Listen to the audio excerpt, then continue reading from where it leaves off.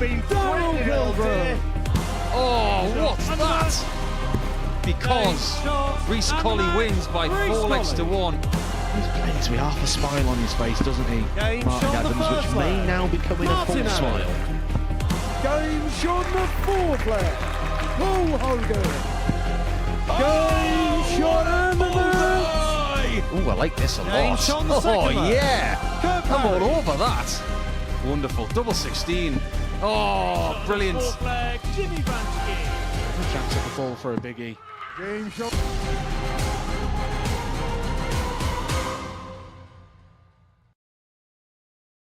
Good morning and welcome to Portsmouth. It was a group that promised a lot and boy did it deliver on day one. Big names meant big averages and big performances, and that was exactly what we saw. And talking about big names, we've got the asset Paul Nicholson alongside me here to discuss everything that we saw on day one. There was big expectations. Sometimes that doesn't quite deliver, but yesterday it did.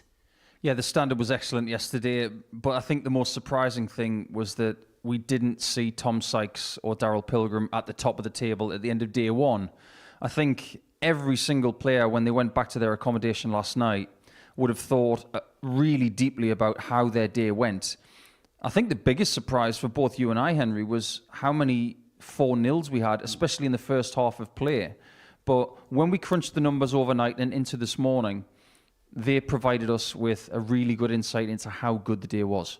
It really was a fantastic day. But the player at the top of the pile is Stephen Johnstone, the ADC qualifier from Falkirk in Scotland. We've seen him here before, played some real good stuff, but he improved from that previous appearance last year. Yeah, he seems to have done. I think his mean level of play was very impressive. But what I was really impressed with was the amount of confidence he was showing on the stage. The celebration you've just seen where he's putting the arms to the side, you don't do that unless you're feeling good. His preparation in coming here early, I think, has paid off really well with a good start, but now he has to keep it going. He might be top of the player, but is it fair to say the player of the day yesterday was Reece Colley? He had that 107 average, his daily average the highest of everybody, but only on 6 points. We feel like he may have left a few points out there. It's potentially a day that he might look back on and say, were there 1 or 2 games that I could have possibly squeezed a bit more from? There were times yesterday when he took it 160 and when he was averaging 107, the moments were phenomenal. But when you consider that he was the statistical best player, but wasn't at the top of the table, that tells you how intricate this tournament can be. Is there a possibility, though, because of that, he may have missed the boat a little bit? Not yet. We've still got 2 more days to go. That explosiveness that he showed in the middle portion of Monday's play, if that returns today, then people have got real problems with him. But if he can do what Darryl Pilgrim did yesterday by winning games when he wasn't playing his best, then he might have the formula to win what could be a very tight situation. Well, let's have a look at the table following the first day's play. And perhaps the biggest surprise is to see Darryl Pilgrim and Tom Sykes in positions 3 and 4, respectively. Yes, it is. And we tend to focus on position at this early stage. But I think if you were to speak to Darryl, to Tom, they would say, day one, that's fine. You don't have to dominate on day one to have a really good Group A campaign. But if you are still in the mix and only 1 win behind that person at the top, you're firmly in control of your own destiny, because they're going to earmark playing Stephen Johnstone today and making sure that he does not get to something like 16 points overnight. Well, that's what the table looks like. This is what the bookies are thinking. They're still sticking with Darryl Pilgrim and Tom Sykes. Stephen Johnstone's gone in from the outside of the 3 to 1, but is perhaps the most interesting number there, Reece Colley at 5s. Absolutely. You look at the statistical stuff that we've crunched, and you think about what the likelihoods are of people turning up and performing. We can't ignore what Reece did yesterday. Over a 94 average for the day. His doubles were excellent as well. So with 5 to 1 next to his name at this point, everybody's got to gamble responsibly, of course. But when you look at the numbers, that one sticks out of that page like you wouldn't believe. Well, it should be an intriguing day. 18 plus, begambleaware.org if you're going to have a flutter on the Super Series today. Right, we kickstart with Daryl Pilgrim, the history maker here at the Super Series in 2023. He broke the record average mark, averaging 122.69 in a game against Denny Older-Coulter in August. He's kind of brimming towards the surface so far this week. Saw some good stuff from him, but also some one or two little cagey performances in amongst it. 3 wins from 5 for him on the opening day, and he's hoping to make a real assault of it on day 2. His first assignment is Jimmy Van Schie, the man who really dominated the ADC European Qualified Tour at the back end of 2023. But Mr. P is hoping to be Mr. W, and his first assignment of the day was to catch up with me early on this morning. Daryl, 3 wins, 6 points from your first day. How would you assess upon that overall? Not fantastic, but at least we're all in the mix. It's quite a tight group, so it's not too bad. Do you feel there was performances, though, in there yesterday, in the fact that there was signs of your best? Yeah, I mean, I did play all right in a few games. Even one of the ones I lost against Steve was pretty good. That was a good game. Last game of the day was really good as well, I felt. You mentioned the competitive nature of this group. How key could that be in the next couple of days, knowing that maybe today anyone that's going to win the group probably needs a bit of a kick? Yeah, or if we will do the same again, it's even more interesting for tomorrow. We did joke yesterday, we've got a feeling it's going to come down to leg difference, this group, which quite easily could. And so does that mean that if you're not going to win, at least make sure every game is tight from your perspective? Yeah, definitely got to at least make it competitive. As far as you're concerned, where's the Daryl Pilgrim game at in the minute, in your opinion? Not as consistent as I have been. Been a bit up and down, as you can see by my second game yesterday. But still there, just that little extra kick. Do you feel like sometimes you just need to find that extra little gear to get that A game that we know from you out? Oh yeah, yesterday I struggled to get my first dart right. If I get that first dart right, because I think I only hit 1 or 2 180s, which isn't my game. I hit quite a few 180s, but just not yesterday, didn't. And for yourself, you can be one of the first few players to make it through to 4 Champions Leagues if you're successful this week. How much of an achievement would that be if you were successful in that? Yeah, it'd be good, but just don't want to overthink that. First aim is to get to Saturday night and then try and take it from there. Well, I wish you all the very best in that pursuit. Daryl, good luck. Cheers, thank you.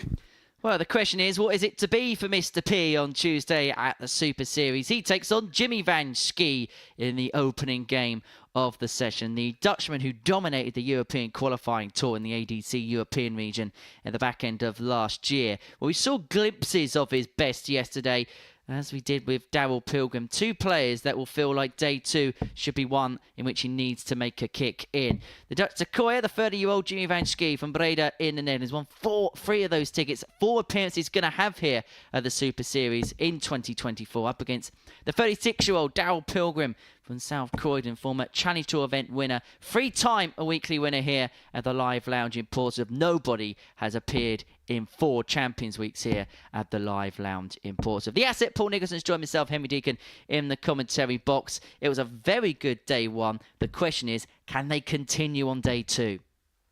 What do we call Tuesday? Moving day. It's Jimmy to throw first. Game on. Time to make a move. And I'm talking to all 6 players as well. Well, we're decked out all in blue today. I might as well call it Blues Day instead of Tuesday. And I promise you, it's got nothing to do with Portsmouth being in a very, very 60. important game later. But Jimmy got the memo. He's in blue as well. But nobody wants to be feeling blue at the end of the 15 matches that we've got for you 58. over the next few hours. Jimmy wants the same start as yesterday, but he's got to fix the end, hasn't he? Yeah, came out of the traps with a 4-3 victory against Damien Moore, average 80.86 in that one. And then the middle of the session, averaging into the 90s. Lost 4-3 to Pilgrim in the last game of yesterday's session, but it really was a good encounter. Both players averaging in excess of 90. Van Schie losing out in the last leg decider, despite having an average of 95.5. He was 3 from 4 in the doubles and taking out a ton plus checkout in the process. And we say a lot, don't we, that styles make fights and styles make matches. And you get the sense that the way that both players play, that they actually kind of suit each other. They go at a fair pace, a similar pace, quick to the board in retrieving the darts and coming to. It should be played in a good manner. Yeah, I think it's fair to say that these two will suit each other stylistically and timings-wise. 121. That average yesterday for Jimmy against Darrell, coincidentally his best of the day in a loss. 100. And the only two Jimmy people McCoy, who can say that they 120. had their best average with a loss yesterday were Dutch. Damien Moll, 100.11 in a loss. And that 95 plus from Jimmy against Darrell. Well, it's the Dutchman here who's got off to the much of the better start. Pilgrim, well, we were saying yesterday how many times players have left a double after 12 darts. Pilgrim's not on a finish. And Van Schie has got an opportunity on 64 to wrap up the opening leg of the day. 100. Solid ton, Jimmy half the requires score. 64. But it is Van Schie who's got the first opportunity to finish the leg off. He was pretty much on point yesterday with the doubling, 34%, but 32. that comes with a Now we caveat require 100. after he misses his first shot at double here on Tuesday. 85 left for Darrell. Can he recover on double 14? 86. Not quite. Jimmy requires 32. They were both 34% on doubles yesterday. Game shot on the first. But that's a decent start for Jimmy. Van Schie. A bit of a bullet dodged as Darrell had a chance to break his throw, but to throw first. his first game yesterday, Jimmy Van Schie had 22 darts at a double and hit 4 of them. He only just 140. dispatched of Damien Moll in the end when he could have completely obliterated him. So you got to say, after the first game, 58. Jimmy Van Schie was excellent on the doubles. Well, he was. His overall doubling percentage, he was 15 out of 44, 34% for the whole of the day. But if you take out that first game, 100. he was 11 from 22, which is bang on 50%. That proves the point. As for Darrell, he was 34% as well. 140. Exactly the same amount of hits, exactly the same amount of attempts. That happens a bit more than people realise as well when you're comparing players over the course of a daily 29. campaign. But strangely, Darrell Pilgrim's best average yesterday came against Jimmy, and it was 93.69. 101. If you're looking at somebody's ceiling in this building, it's almost unfair to try and compare anything that Darrell does to what he's done as a record. His best average yesterday was 38. almost 30 points behind what he's done here before. I don't think it's fair for us to compare those because he's not playing at the same level as he was when he achieved that record average. He's even admitted that. 120. He said so in his interview this morning with myself. And I think Darrell's got that issue because his highs have been so high and he's achieved so much that he almost becomes a victim of his own success because we label so many big tags, 162. such as the best player about a tour Jimmy card. 82. But he could be broken here because Van Schie's left himself 82 after 12 for a 2-0 lead. He doesn't need the bull anymore. He needs tops. Top of the tree. 42. Darrell, you require 32. Double 16 for Darrell. Game shot on the second. Nothing leg. wrong with that one. Darrell Pilgrim. The animation on the back of today's shirt's looking a bit more sinister than yesterday. Third leg, it's Jimmy to throw first. Well, this is a big Game day. Tuesday in Group A is always about making sure that you're still in the fight. Even not playing his best yesterday, 44. Pilgrim has said that he's still in the mix. That must still be the case come tomorrow because I can't see, with the talent that's on show, anybody dominating Group A. I see 3 or 4 47. players vying for that top spot going into day 3. But does that say so much about Darrell's position on this side of the sport that he always is the dominant force, that he doesn't even have to play at his best, but he still manages to 140. claw out results? Yeah, you need that quality against a really good quality group like this. But every now and again, you're going to need that flair. 60. And let's not forget as well, when you win a Group A situation, it's no guarantee of success on a Saturday.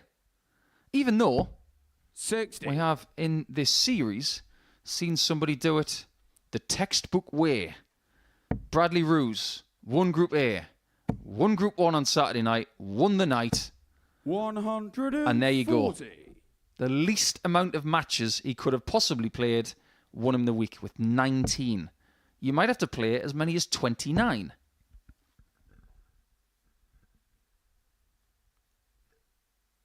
As we head to the halfway point of Series 7, patterns really do begin to emerge, as do the lineups continue to hot up in the next few weeks. Just to give you a tease, we've got some very good lineups. 140. And Jimmy's on a bogey number here.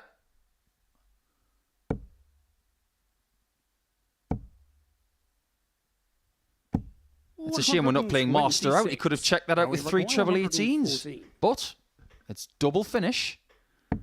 And Darryl is hoping for a double shot, which he doesn't get on this occasion.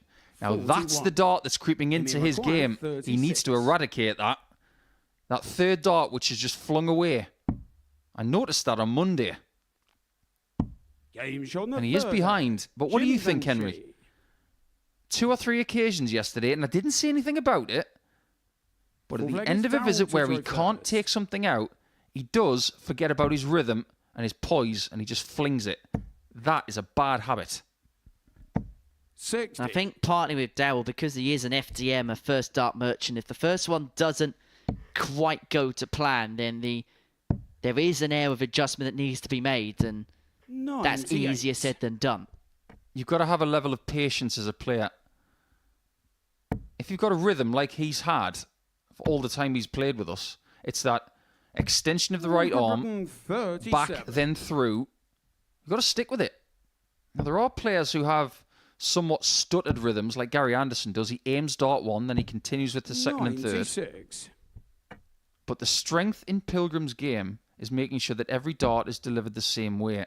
The moment that breaks down is the moment that there's an uncertainty 60. with his ability. So, me saying that, it's not a criticism. It's just a little bit of a red flag for Darryl for him to put the brakes on it. It's an action that's kind of bred on repetition, isn't it? We're going to have a look at it and come back to the boards here. I think about the throw, it relies on all the mechanics being the same. The pullback, the release, and the fire. 98. He probably does more reps in a daily campaign here than anybody. I don't mean that in a nasty way. I'm not saying that he throws more darts than anybody. 96. But he performs more reps because he does more ghost darts in the background than any player I've seen who's come to Portsmouth. That's a lovely first dart. And the way it's sat, you 88. expected a bedfellow. Now, this is a crucial passage in play. Pilgrim's left himself on 58 to level up. Van Schie 150 for the break and 3-1. He's not going to do what Damien Mull did yesterday, going for 3 bullseyes. He's not going to get a shot at double 18 on this occasion. 74, yeah. The Pilgrim. And level we are, 2 apiece. Darryl Pilgrim. He can count himself very fortunate to be 2-2. Fifth leg, it's Jimmy to throw first. Is today going to be the same as Monday, where he's really going to have to work hard for some of these points? And as Damien Mull proved yesterday, points are never guaranteed. 25. He was the only person not to get a win yesterday, and he's effectively out of the running for the top spot already. Everybody else 99. still in the race, and things will be bunched up even more if Jimmy Van Schie wins this match, because that would put 3 players on 6 points overnight into 4 players on 6 points after the first game of Tuesday. And Stephen Johnstone, who plays in game 3 today against Damien Mull, has a chance to go to 10 in round 1. 43. Well, the next couple of games after this is Reece Colley against Tom Sykes, which could be a pivotal game for both out of the gate. And then Stephen Johnstone will start against the darts against Damien Mull. 92. We were talking yesterday about Jimmy's nickname being the Dutch sequoia. Those trees are indigenous to the Western United States, and I believe there are some in Western Canada as well. 90. I wonder why he chose sequoia. Is it because they're one of the tallest trees? Well, the Sequoias actually look down on Jimmy. One of the few things that do. 59.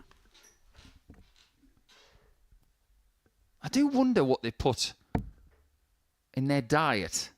What is it about the Dutch which makes them the tallest nation on earth? 59. Is it the cheese? Is it the diet? Is it something to do with the fact that the country is very flat?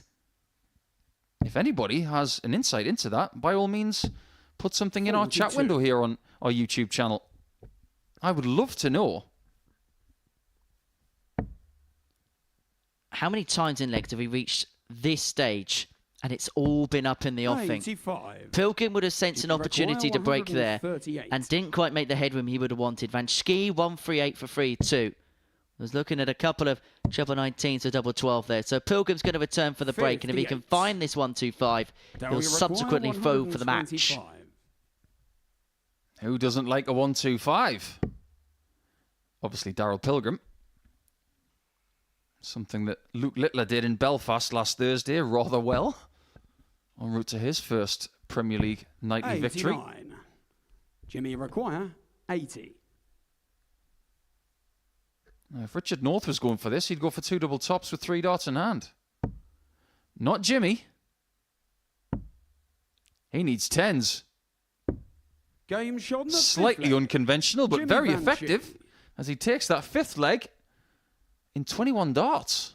Sixth leg, it's Darryl to throw first. Game Well, yesterday, Daryl Pilgrim got out the gate quickly, averaging 92.5 to brush aside and out of sorts Tom Sykes. But it's been a little bit more of a scrappy opener 140. today for Mr. P. Average 85.01, 2 from 5 when it's come to the finishing. Van Schie, on the other hand, averaging 81.5, 3 from 8 when it's come to the doubles. 43. But it could be the 140 stakes, which could be the big difference as we head towards the running of this match. Pilgrim with 5 of them compared to the 2 of Van Schie. And he's beginning to really make his move. 180.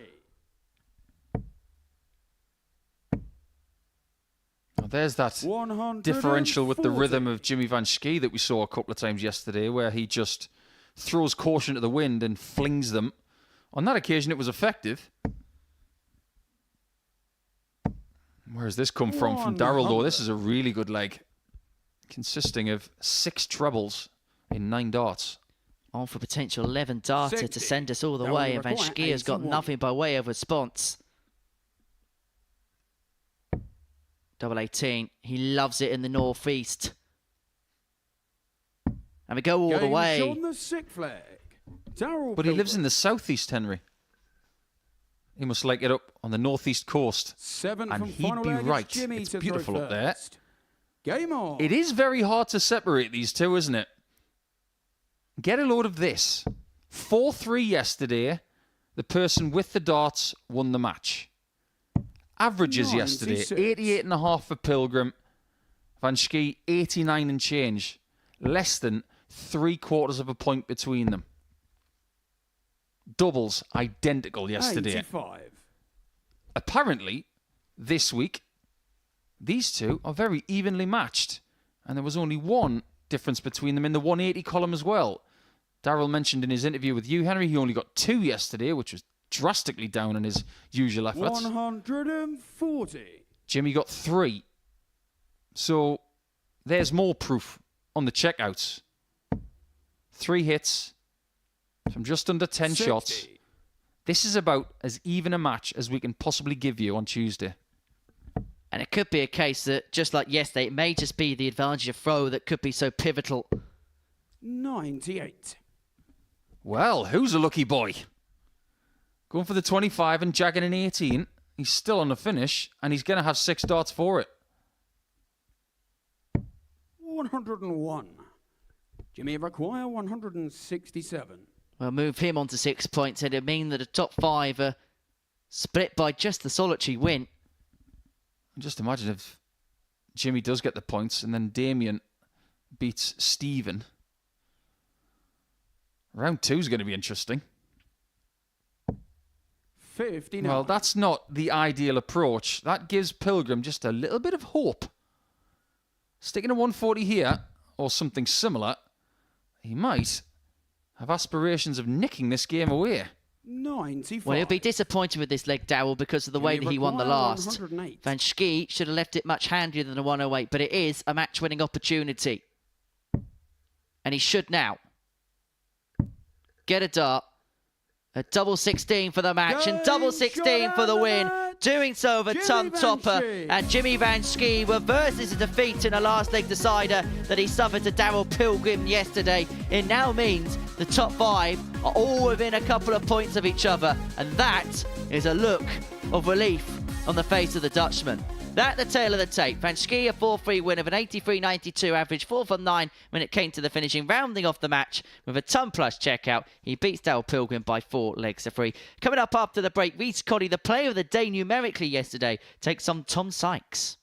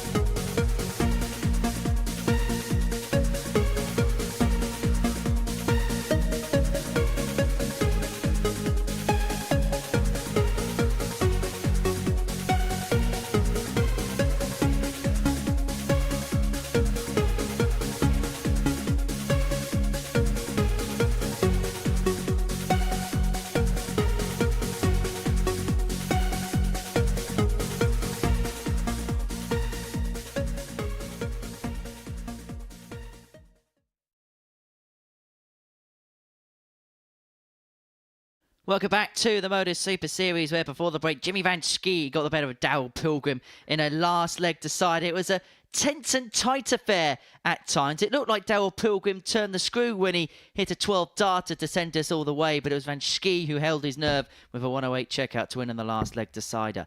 Well, in terms of numerical values yesterday, Reece Colley was the best player of the day. The 24-year-old from Dudley looking to make it to back-to-back Champions Weeks, was Tom Sykes was within a game of lifting the jackpot last time out. The 31-year-old from Castleford has been a real revelation here at the Live Lounge in Portsmouth in 2024. Every year, Nico, we tend to find a gem of a find here at the Super Series, and it feels like already Tom Sykes is that player that's come from the surface. Reece to throw first. Game on. He may just be that superstar that we've uncovered, but they've got rather large shoes to fill, considering who was the player of 60. 2023. Now, if you think that we're expecting to find someone of that ilk again, think again. 139. That might not happen in the next 20 years.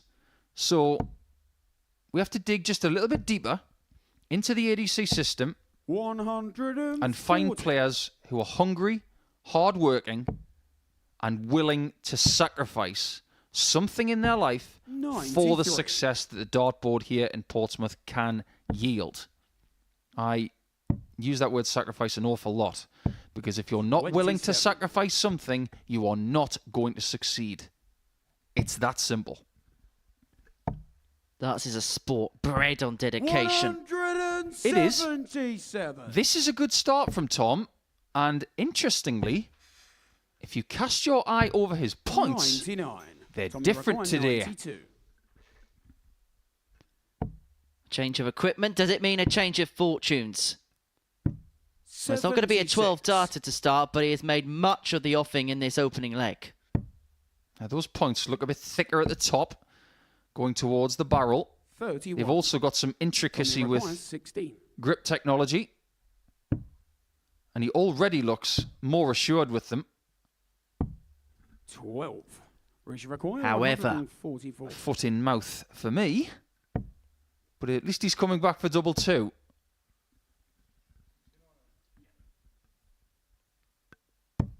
Can't afford to faff about Tommy now, Require, though. 4. We have Colley on a 2 darter. Is that awkward? Up to the madhouse. Well, he's made a mess of this as Tom Sykes Richie Require, 50. had left himself a double after 10 darts. But Game's Colley on the has first nicked then. the leg. It's a Reece holder Colley. throw that's going to feel like a break for the man from Dudley. And it is Colley who is one up. So Glad gets Tom to throw first. Game on. I think Reece Colley right now is starting to feel like every Newcastle United fan from Saturday, thinking, 45. how did that happen? You don't expect to win legs like that. You just plug away and you think, if your opponent makes a mistake, 100. I'll be there to punish. But you don't expect someone of Tom's ability to miss that many darts at double in the 57. first leg of his day. 8 darts missed in the first leg. And that can have such a profound effect on the rest of your campaign for the entire day. I think about someone who Reece Colley knows very well, Matthew Dennett, who's on the tour at the minute. I remember a day he played with us, 60. and his first game, he missed so many darts at double that it infected his entire Group A campaign. 95. That's how dart players' minds work. They think about what's gone before instead of forgetting and moving on. 100. If you can't forget and move on, you're bound to be a great player. Dave Chisnell's like that, you know. 63. His ability to forget what's gone before is mythical. He's like Dory from Finding Nemo. 59. Well, Colley had an opportunity here to break, and Sykes has just got himself back 98. into the leg, okay? He's got himself first to a finish, but you'd expect Sykes to leave it much more makeable from here. How he'd love another one of them. 100. Finds a 140, somehow with the first dart being a blocker. But it's a 140 that Colley wants to win this leg. Second one drifts way wide, and the disgust in his face is records. Qualified for his first Champions League last time out, 100. qualified for Champions Night. But he was a player that was knocking on the door last time out, lost in a final, was making semi-finals. He was a regular when it came to the Saturday night setup. 85. And I think he's a player that, because of his previous experiences, playing on bigger stages, and he's growing as a player time after time that he's here. I think the West Midlands have been crying out for 141. big talent for the last few years. They've got it in Jamie Hughes and Matthew Dennett on the Pro Tour. They've had it in Wayne Jones for the last 30 years. But they're screaming for that person who is going to do things that players from the West Midlands have not done before. 145, That which person require might be 86. Reece Colley. He is a British Open champion, and this is double 16. And that is a 2-1 lead for Reece. Reece Colley. Every leg we have is just getting better and better and better. And he needed to take that because Well, Tom let's Sykes at that Tom to throw 145 first. there gave Game him the proverbial tap on the shoulder. It's all gone with throw so far. 140. I know we've raved about Sykes. Well, based on your experience, Henry, do you think that Colley is maybe a little bit further on in his progression than Tom 15. at this stage? And could they, don't mean to ask you two questions at once, but The second point is, 140. will they be at a level playing field maybe in 3 years? Well, look, Reece is going to be further down the path because he's 54. vastly more experienced than Tom. And I think Tom's at this stage of his career where, yes, there's big expectations labelled at his door, but I still feel like he takes everything as it comes. But when you play the way that he does, 171. and you put in the numbers that he does, you fast-track yourself very quickly. He's left himself 50 after 9. He's not going to go for the 80. ball for a 10, Tommy is he? require 50. Nope. Yes. And wins the leg. Shot on the fourth leg. Tom Well, Sykes. he was a long way ahead, so fair enough, but he missed it by a country mile. Against Reece to throw first. Game on. You know what amazes me sometimes? You can be flamboyant doing things like that, but look at his focus. He didn't break character once there. 83.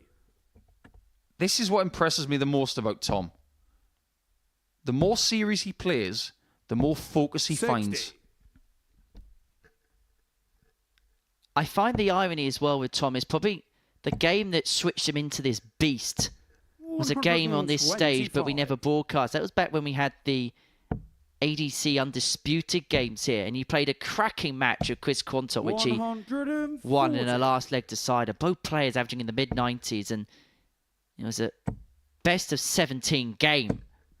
And that was the game that just flicked the switch for him. And that could be the moment that flicks the switch for Reece Colley. His first max of the match, left himself on 113 after 9, and he is going to get a couple of bites here to move 60. himself 3-2 in front. We've had to wait until leg 5 for a maximum from either player in this match. It's almost backed up with a ton plus checkout. In fact, both of these players were the top 180 hitters yesterday. They got 8 each. 57. Well, we said this a few times yesterday, Reece Colley. Tops after 12. Finds it last dart in hand. He leads 3-2 in this real nip and tuck encounter, kind of following on from the same vein as the first match between Pilgrim and Van Schie. Sykes now throwing to stay in the contest. His 140 hitting power has been immense in this game. That's his 8th so far. Yeah, that's rather impressive. 30. You don't mind not getting 180s when you're getting that many 140s. Somebody remarked about my World 96. Championship debut once, and they asked an open question because I didn't know the answer. Oh, how many 180s did you get in your World Championship debut? And I said, none. But how many 140s did I get? Loads. Doesn't make any difference. Loads of 140s can make up for the lack of maximums. And Tom is proving that right now. Yeah, well, I'm sure the crowd were 98. thrilled when they had to wave their 140-plus cards in the air. No, they had 26 cards. And they were thrilled that they couldn't wave those either. 55. Tommy require Got to be alternative. 167. To send us all the way. 97. Yeah, it's pretty good. Second time in a row on his own throw. He has been so far in front that Reece Colley couldn't see Tom Sykes with binoculars. 8-8.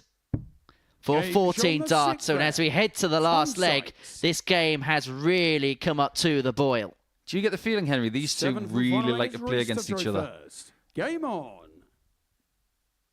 And we're talking about two young men here who could be adorning 95. any sort of uniform they want for the next 10 to 15 years. It could be the WDF England squad. It could be their own dart shirt here or on a Pro 140. Tour situation. Maybe squeezing into a World Championship that they're choosing. Reece has already done that, of course, at Lakeside. 85. However, this has been a game where the term averages is just a guide is very much the case. Reece Colley averaging underneath 80, 140. whilst Tom Sykes is averaging 98. And it's still a nip and tuck contest, but Sykes has stolen the darts here in the decider.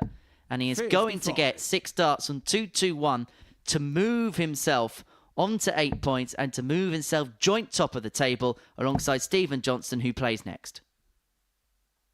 He would love to do the double 95. over Colley, that's for sure. He's 126 points away from doing just that. And after everything that happened at the start of yesterday, 96. Tom Sykes is now 126. within touching distance of the top spot, albeit approaching the halfway point of this group. But is he going to be denied 54. with something on the end of a fishing rod? Well, this would be a fish that would sting Tom, but it's not going to go. And I think he liked the lie of the first dart as well. So Sykes back for 72 to complete a last leg win. Almost impossible to split these two. It's a good job we don't have draws.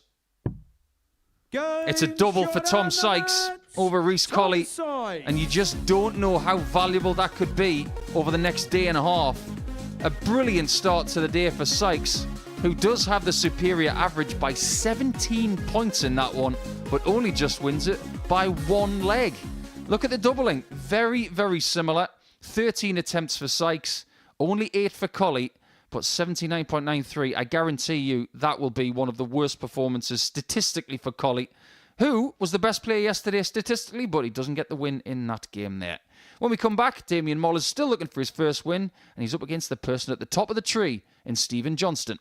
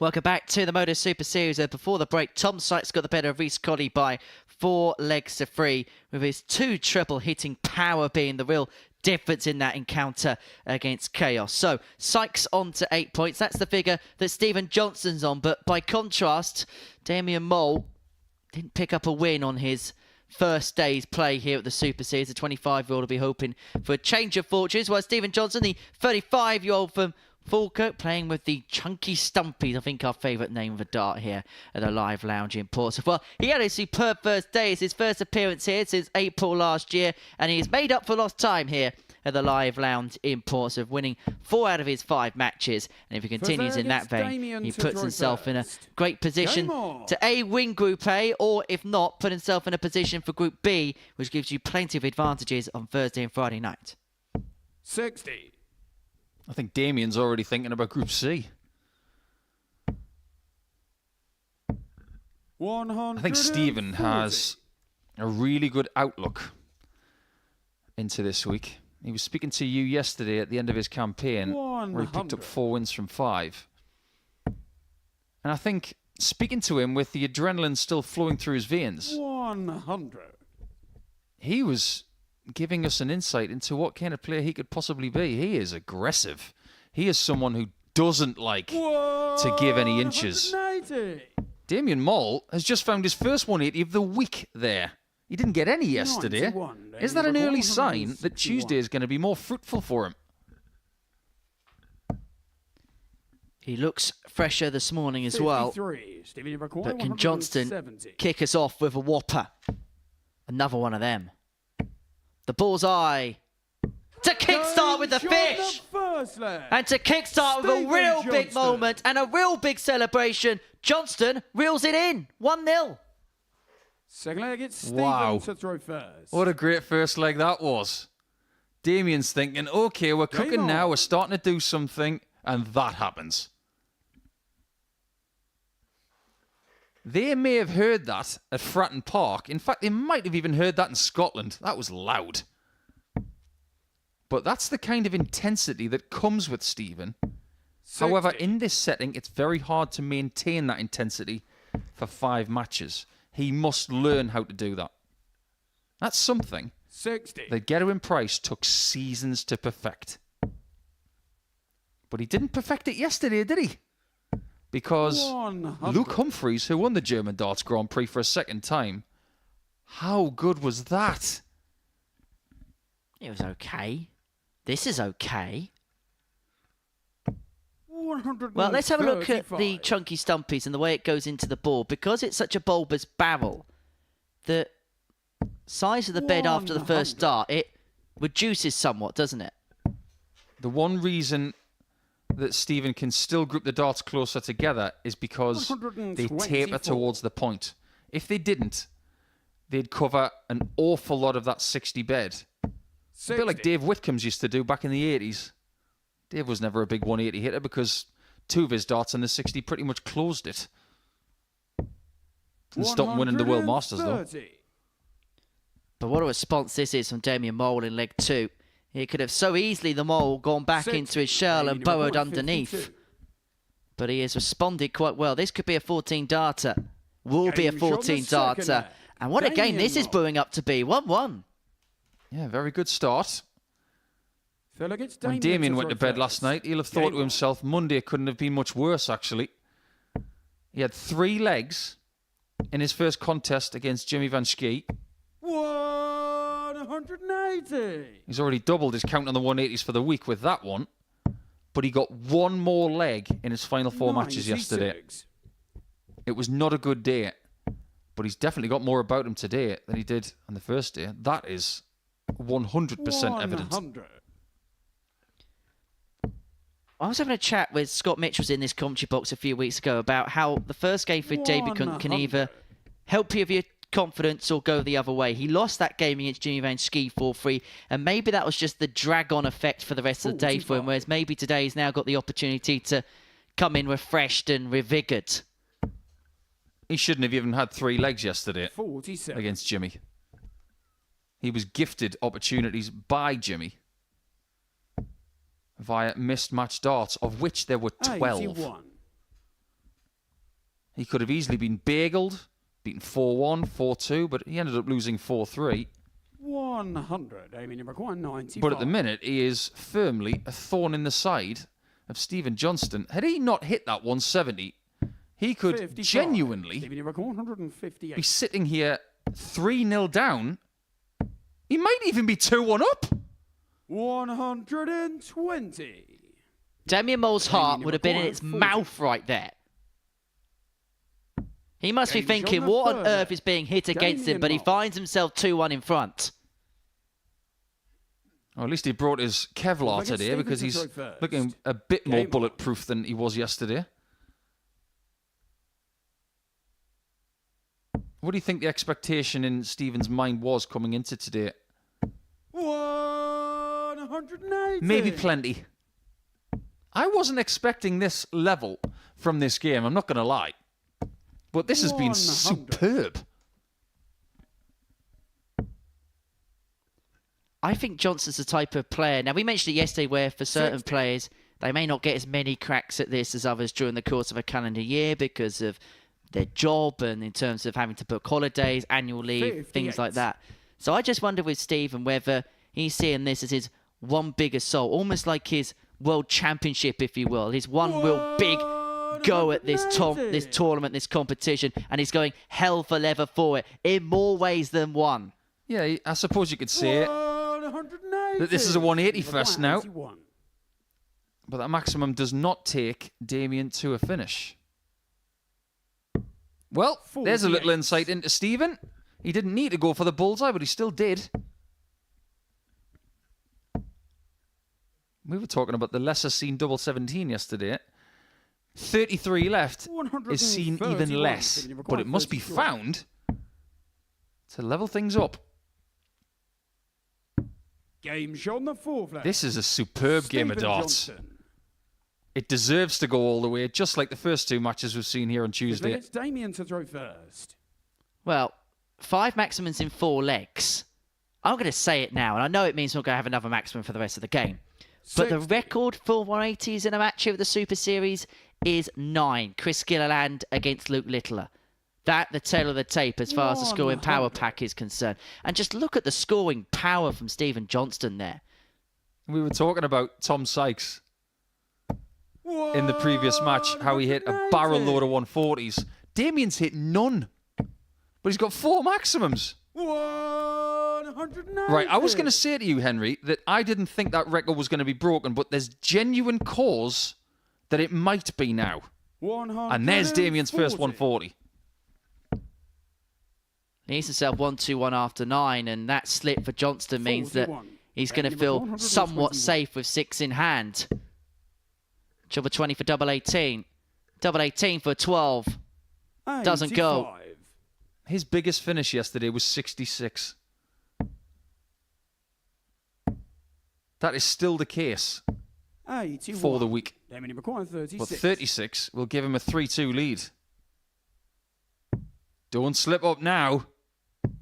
18. We live next to the Damien requires coast 99. here in Portsmouth at the Modus Super Series. We're going flake hunting. Well, Mole has missed double 9. Johnson wanting 99. Tops. Game shot And that's going to with hurt flair. Damien Mole. He's Stephen being hit with Johnston. haymaker after haymaker here. Stephen Johnston is like a finishing against machine at Stephen this to present throw moment in first. time. Game on.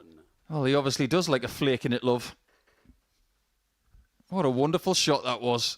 And it gave us a little bit of an idea as to how he can stack those darts. He can not only get them underneath, 55. he can get them over the top as well. I like this guy. The chunky stumpies are sitting lovely. Well, if you want to 60. hashtag that, I think there may be a few people looking for chunky stumpies on Tuesday. Just be careful what you type. 59. But if you are Googling or search engineering around, don't forget to have a scroll through our social media feeds. We're at 100. MSS Darts on Facebook, Twitter, and Instagram. We're also available on TikTok too. I believe you've been doing some TikTok content this week. I didn't realise that 100. TikTok had another channel. Now they're on TikTok too. Oh, come on, Henry, you walked into that one. And we've just walked into our 180. 8th maximum of the match. The record could well be 60. on if Amy Mole number takes it all the way to a last 161. leg. 161 to do that, and he's got 6 to do that. And Dave will be feeling, how on earth is all this 43. effort not even enough to send us all the way as of yet? This is balmy stuff, considering that both of these players, 140. Damien they number found 180. 4 maximums collectively all day yesterday. You almost want Damien Mole to take this all the way, so we've got a shot at the Damien record. requires 87. Well, Johnson nearly found it there, but he could find the match-winning double here. One dart at the bull, doesn't go. 56. Damien Damien Mole to requires send us the 60. distance, and you feel like it's a match that deserves a crescendo. but it may not get one. Stephen, you require. He comes up 31. empty. And Stephen Johnstone now could be the first person in Group A to get to double figures in points. 31 points for 10 in the table. Over to you, Double 10. What a performance. What a win for Stephen Johnstone. A scoring masterclass and a finishing masterclass for the Scot. And it means that he is the first player on to double figures in this Group A. As for Damien Mole, he will scratch his head as to how he hasn't won that match. An incredible contest, incredible numbers. 8 180s, one off the all-time record. Johnstone kickstarted the game for 170 finish. He also had a 99 in there as well with a tops. As for Mole, well, he finds himself in an almighty hole. That's the end of the first round of fixtures. Coming up after the break, Tom Sykes is in action against Jimmy Van Schie.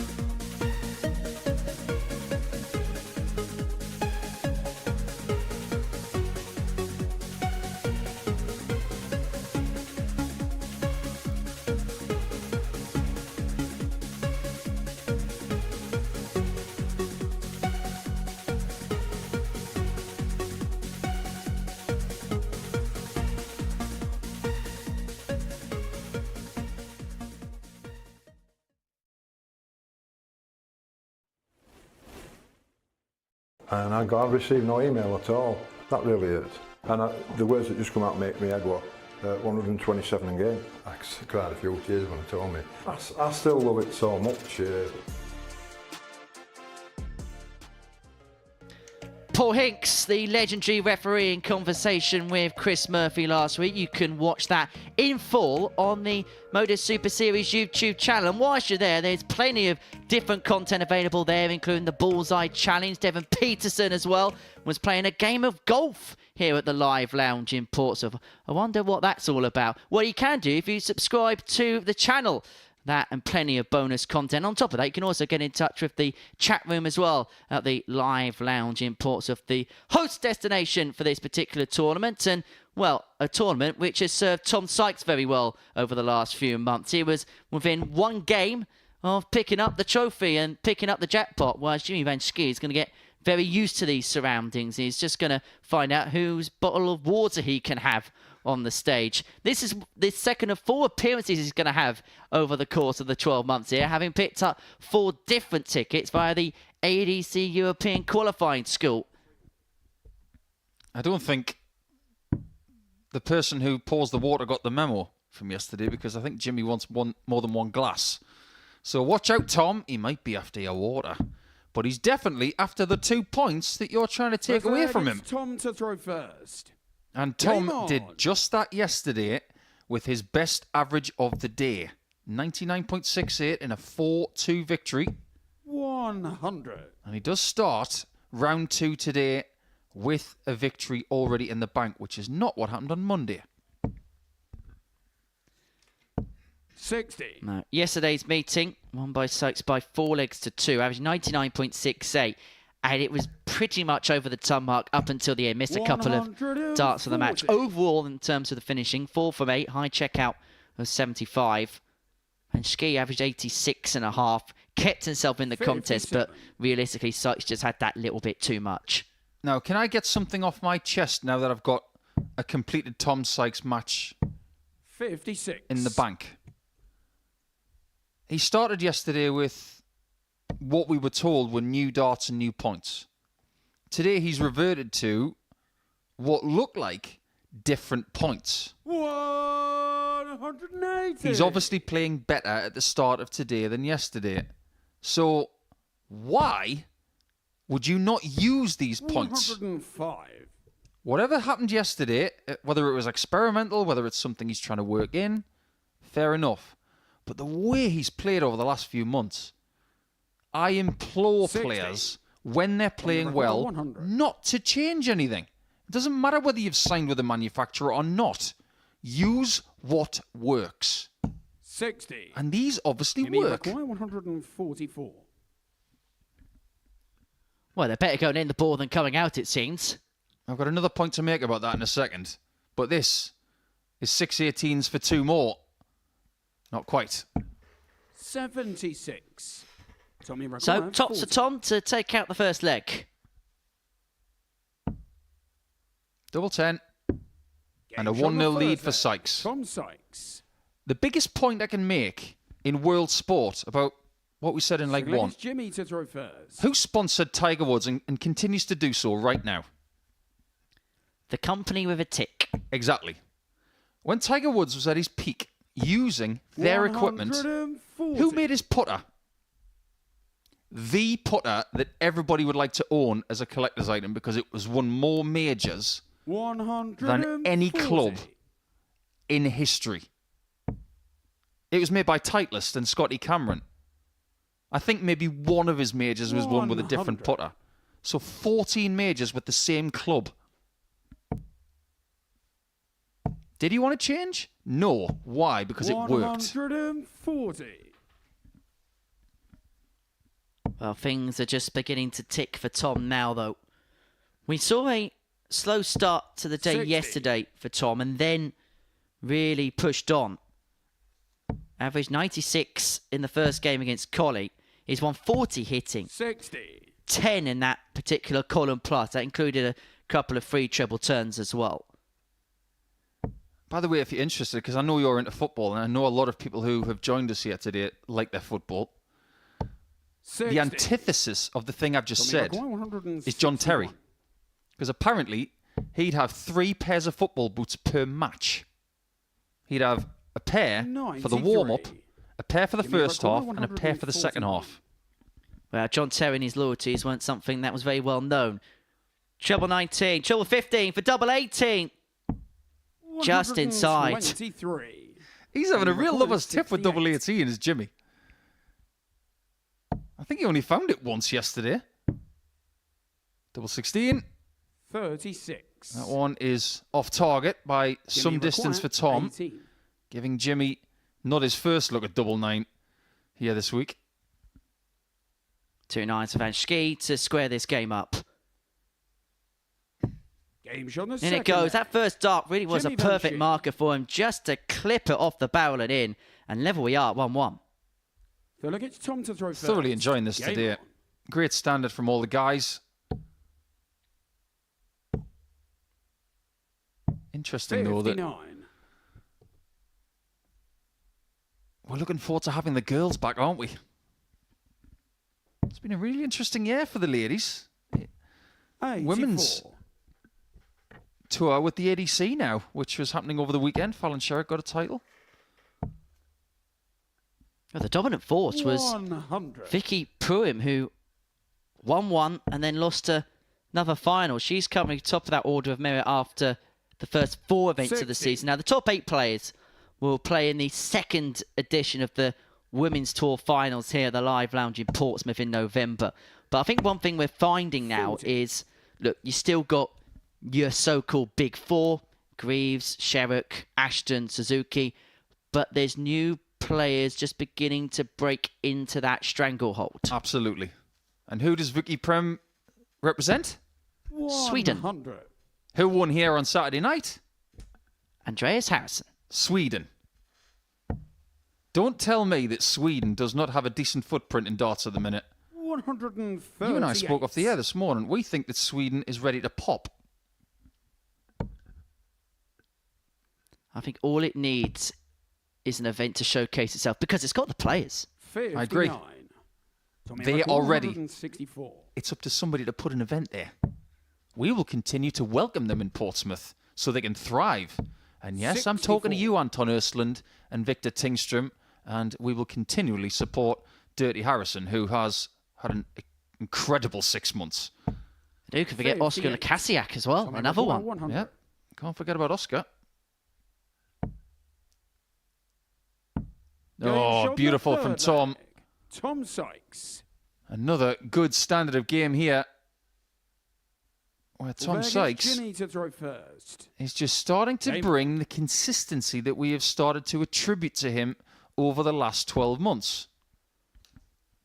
I want to go back to something you said in the previous match that Tom played, Henry, because 100. you referenced the ADC belt match that he had with Chris Quantock. I didn't know about Tom Sykes until he played on debut here. 140. Meaning, I didn't know how good he was until he played that belt match. And when somebody told me 100. the stats from that match, it was one of those moments where your facial expression is, oh, I didn't know he was that good. 99. And probably without the ADC system, we wouldn't know Tom Sykes because he's a player that plays a lot locally.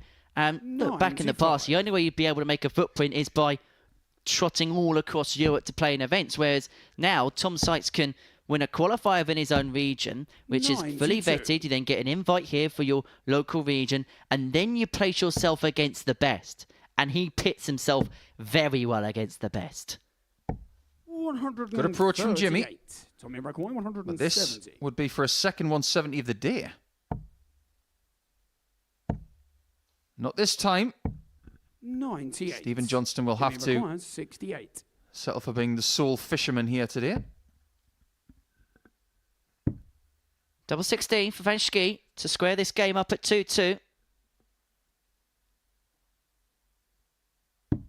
Game That shot on the is fourth Jimmy leg. Van Schie Jimmy jumping Van for Schie. joy. Probably best he doesn't jump. He'd probably hit his head on the Look, it's ceiling. Tom to throw first. Game on. Could you imagine him jumping his head on the ceiling at the Circus Tavern? Wouldn't take much. 45. I can attest to that place having a very low ceiling when you're on the stage. It's something that dart players don't like as well. They don't like low ceilings. They like clearance. 100. Don't know, worked okay for you once or twice. Yeah, but I'm not the tallest. No wonder Phil Taylor was so brilliant there. He 57. was slightly less tall than most of us. But then again, you don't have to be really tall to be a great dart player. It's one of the great things about this sport. So many different statures, heights, 131. that kind of thing. It's a sport for everyone. You look at golfers these days, basketball players, 96. rowers. They have typical body types for that sport. What do we have in darts? Everything. 140. I'm still amazed that we don't have a dart and Guess Who board game. I'd buy that.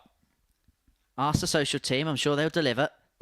133. Jimmy Are we McCall, talking about delivering again 130. when we're talking about Tom Sykes? After we gave him an open goal for a walk-on song yesterday that he actually, on social media, post yesterday's session, 65. approved. Tommy require 106. Well, Van Schie couldn't find the little fish. Can Sykes find the big fish? Another one of them for the bullseye. 120. Gave it a good old go, didn't he? He gave it a double take as if to say, is it? Oh, it's not even in the 25. Well, Jimmy could take the lead here, 65. even though he's averaging less than his opponent. But this was kind of the story of the game against Colley, where his scoring power was superior to that of his opponent, but he was giving the other player chances, on the fifth, and Van Schie Jimmy is Van taking Schie. them. 3 from 5 on the outer ring, a 14-darter to break, and now he has the throw Sinclair gets Jimmy for to throw 4-2 first. victory.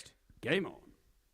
We've spoken an awful lot about Pilgrim, Colley and Sykes, and even Stephen Johnson overnight. 94. It's fair to say that Jimmy Van Schie could be going under the radar, but literally he can't go under the radar. He'd have to lie 57. down.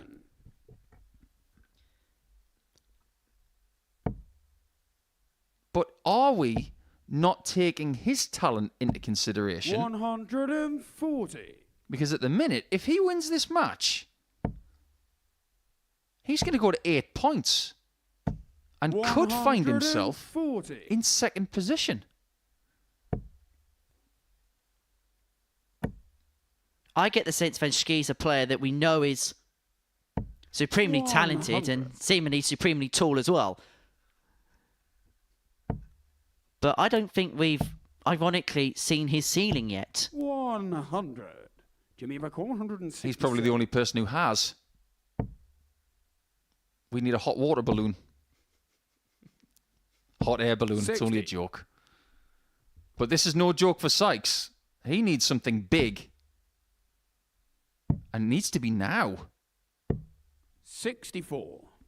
Jimmy require 107. This is a match-winning chance. He might only need the one chance. Double 14. Doesn't go. 79. Well, Jimmy Sykes has require been the king of the 140. 140 in the scoring stakes. He now needs it to save the match. Another one of them. Would have left double 10, and so Van Schie, 66. 50% on the doubles, now has the Jimmy chance to require round it off 28. 4-2. Double 14. Down for double 7. Game Big dart, shot big of win the for Van match. Schie, who is Jimmy making Van the moves Schie. on day 2. 2 wins from 2 for the Dutch Sequoia. He could well be aiming towards the top of the tree. Business-like for him, straight back down off stage. For Tom Sykes, well, another good performance, 91.71, but it was 2 from 5 on the finishing, which ultimately was his downfall in the end. So Van Schie wins 4-2. Coming up after the break, we're going to watch Darryl Pilgrim in action up against Stephen Johnstone.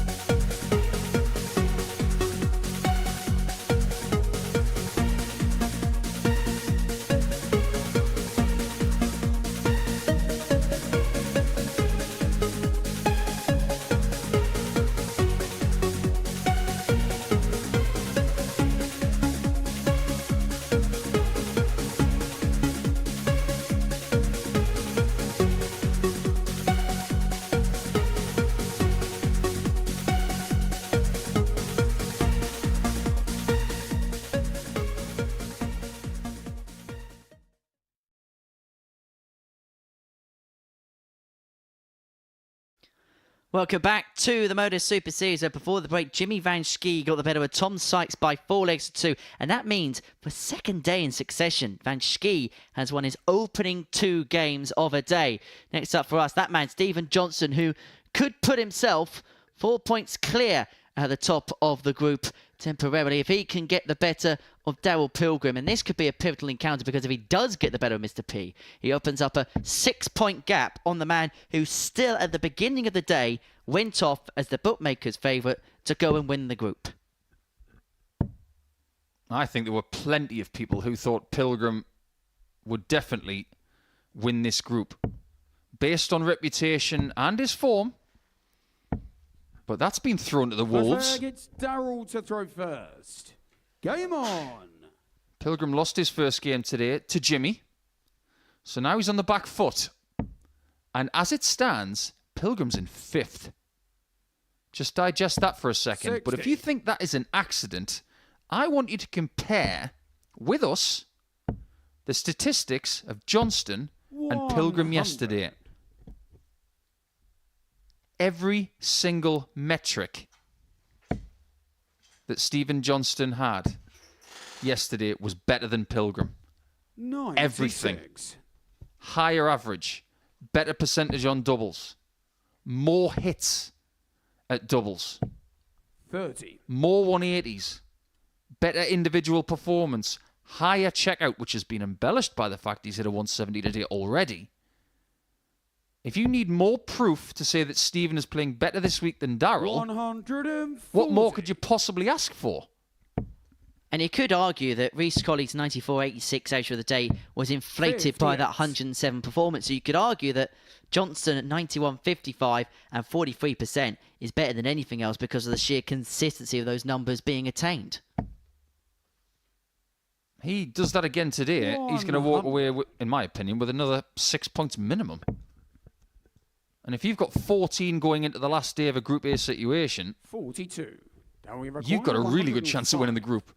However, it's been a sluggish start to this leg from Stephen, and so Daryl has got 6 and 105 to take out the opening leg. Double 14 to do it with a ton topper. 77. But he is going to return. I'll give you a little bit of proof in a second as to how 59. Monday can be different to Tuesday. Daryl, you require 28. What does it dart players always say? Darts is on the day. It's such a cop-out. Double 7, which he hit twice yesterday. Game shot on the first. So he's got a friend in double Daryl 7. Pilgrim. Yesterday, Tom Sykes was the only person to hit a maximum in every game he played. So far today, he hasn't hit any. Game on. And he's played 2 games. Tuesday is definitely different to Monday. So there's no guarantee that things from yesterday will be replicated. So darts is on the day. 100. Darts can be on the day, depending on how you look at it. I think that is a bit of a weak mindset. I think if your preparation is stringent 140. and you've got a strong mind, you don't have to say darts is on the day. Darts will be as good as I prepare for it. 34. And you can never question Daryl Pilgrim's prep. I wasn't even in the building this morning. I drove past him and he was almost in the door. He's always early. 100. Well, it's a compare and contrast game for Stephen Johnstone, who was involved in that absolute cracker against Damien Mole. 60. 8 180s all told. You actually watched that game on the YouTube channel. That's available in full on there. And if you haven't done so already, then don't forget to hit that subscribe button, where you'll have plenty of content available on there. And you can also be a part of our chat room as well during our live broadcast during the course of the week. 22. Pilgrim here, 161. 161, 6 from here to open up a 2-0 lead. And you have to say it's been fairly easy passage so far for Mr. P. Yeah, it really has. If you look at what happened yesterday, 125. Stephen did seem to have a little bit of a dip from round 1 to round 2. I wonder if that's happening again. 140. Daryl does like you require the northeast 36. corner, like Henry mentioned in his first game today. Does he like it now? Game's Yes, on the he second does. leg. He Daryl likes Pilgrim. exactly what's going on right now. This is more like it from Mr. P. Phil against Darrell to throw first. But this is how Game good on. Darrell is. He's averaging 93-94, which is the equivalent of 16 darts a leg. And it still feels sometimes a little bit meh. That's because we know the 58. high ceiling that he's got. And I think maybe sometimes he gets... Because I imagine I would get frustrated by the fact that we always talk about those high ceilings, because it brings on a ascertained pressure as well. 46. I don't think it comes from us. I think it comes from him. I think he's the kind of person that wants to play brilliantly every single time. 96. And if he doesn't, he's the kind of person that spends the 60 seconds after a game is concluded telling himself off. 100.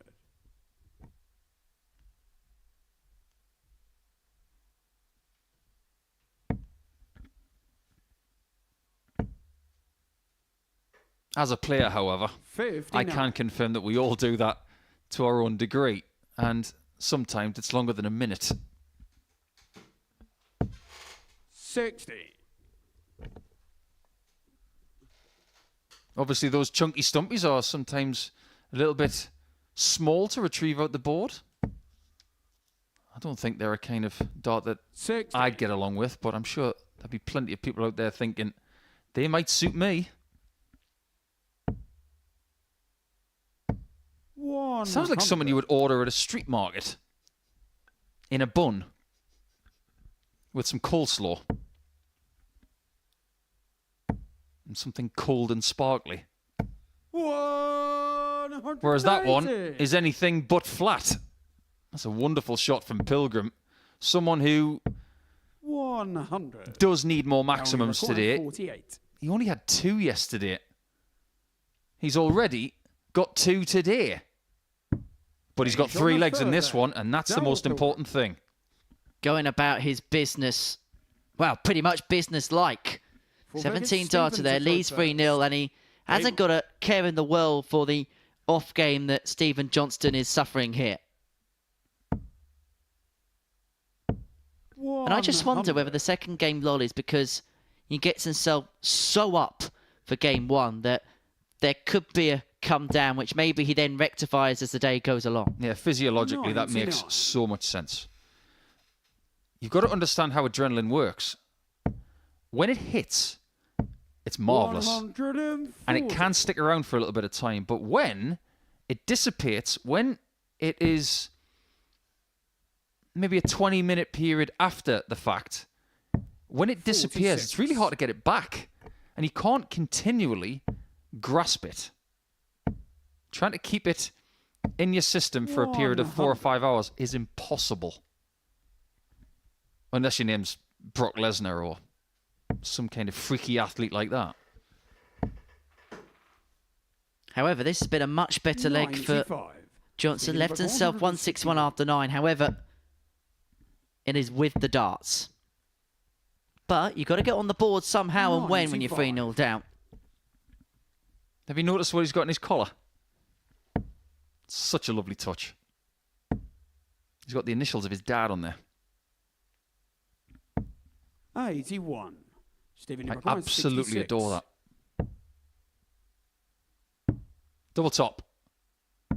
26. He's going to come back. And if you are coming back, you'd rather come back for tops than tens. You always want to have the primary double instead of any sort of split option. 140. Stephen And Buck, because 40. Pilgrim smacked in a couple of trebles there, he's going to have to take the tops out. Otherwise, he could be on the receiving end of a 4-zip drubbing. 20. Pilgrim comes back. He's Now 3 we from require 7 on the 40. doubles. This could be good news for Darrell and good news for everybody else as well. Edging closer.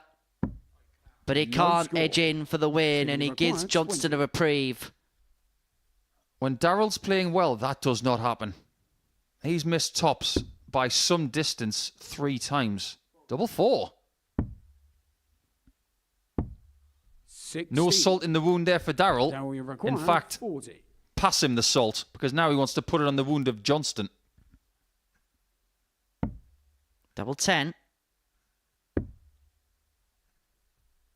Just needs to slightly nudge it across. 20. But he cannot find a way in, and he can't believe he hasn't found a Stephen route in. require 4. You better believe it. There's no DAR. Thankfully. 2-2.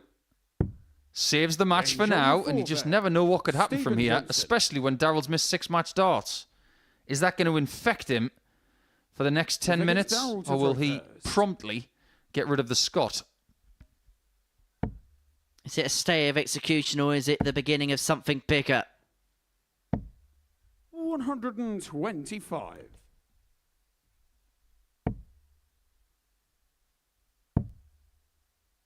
If I reference 96. Stephen's flights, do you know what I'm going to say next? Flag? No. They look weathered. Look at these flights that 100. Darrell's got. Now, he may have some sort of contract where he gets them for nothing. But they're pristine. He's giving them every 93. single chance to be delivered the way they want to be delivered. You know how I feel about flights that look like they're past their sell-by date. You'd never put milk in a cup of tea that is 7 days past its sell-by date. These flights just look a little bit weathered to me. And when those chunky 100. stumpies are hitting them all the time, they're probably going to take a few whacks. I think players should have fresh flights in at the start of the day and maybe change them once throughout the course. 121. Because if you're playing well, some of these flights are going to get battered. Well, Pilgrim is hoping to be the one delivering the battering in this game. 70. 95 points away Now we from a record 4-1 win. 95.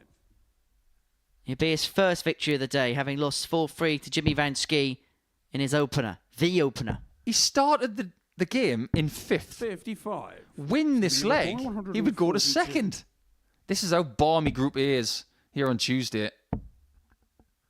I think it's going to be fascinating for the rest of the day and into Wednesday. Darrell There's a required reason why it's called 40. moving day.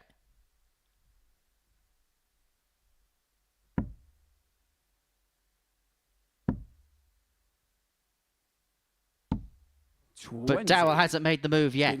That's 9 match darts. He's trying to go through Jimmy Van Schie's record this week of missing 12 for a match. Treble 18 would have left a shot at double to save the match, but now Pilgrim goes for his other nemesis for the match, double 10.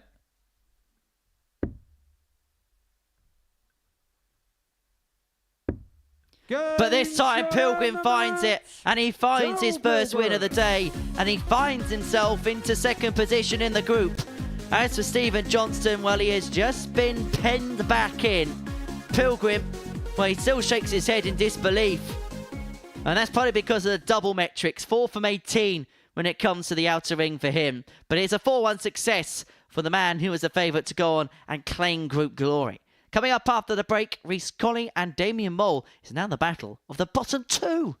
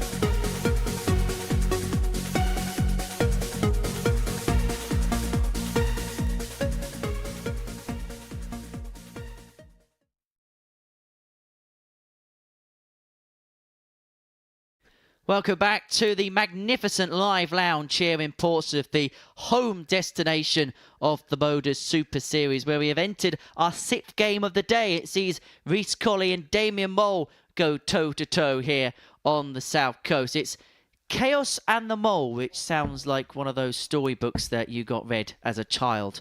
But it's the bottom 2 in the table that go toe-to-toe in this one. And who would have said when Rhys Colley averaged 107.36 in this encounter yesterday, that would be what we'd be saying this fixture would be about. Damien Mole averaged a ton average in that game and only had a couple of darts and a double. But already the signs for Damien have been much more positive. I suppose the way would be how much that defeat to Stephen Johnstone may have just psychologically have hurt him. Yeah, potentially. And speaking of psychological hurt, what kind of bedtime stories did you get? No wonder you don't sleep very well getting stories like Chaos and the Mole. Terrifying. 33. Not as scary as Little Red Riding Hood, mind. Well, we will have Wolfie here later in the week, I guess.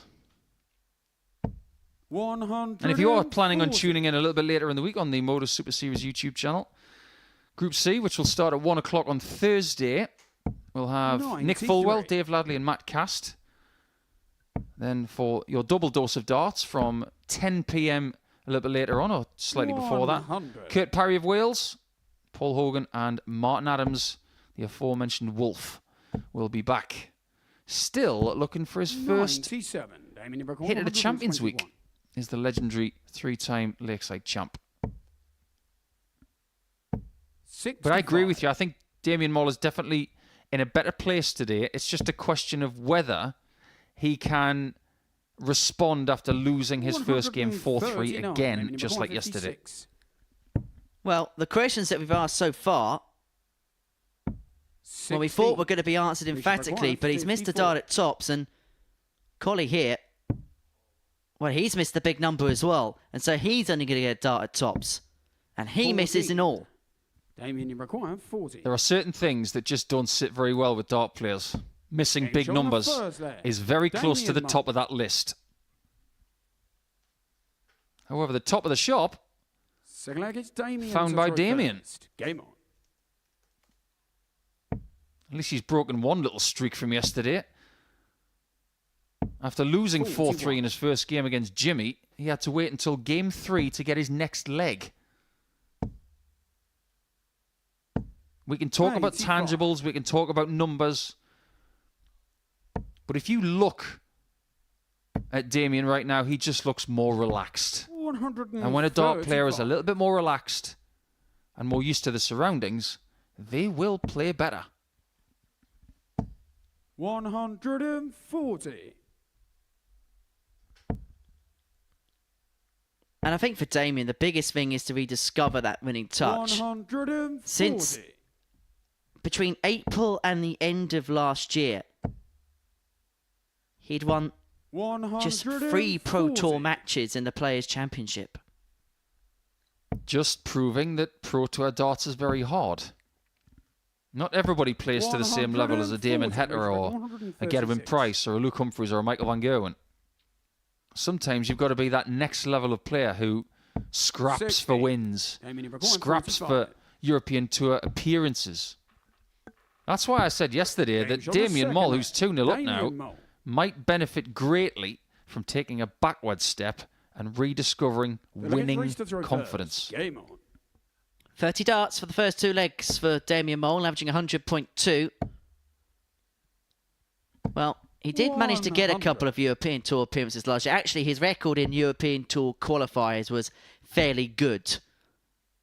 And you actually dissect the numbers for last year. His numbers, once he got onto the big stages, were fairly good. 83. He doesn't seem like a player that is too perturbed by the big stage and the lights.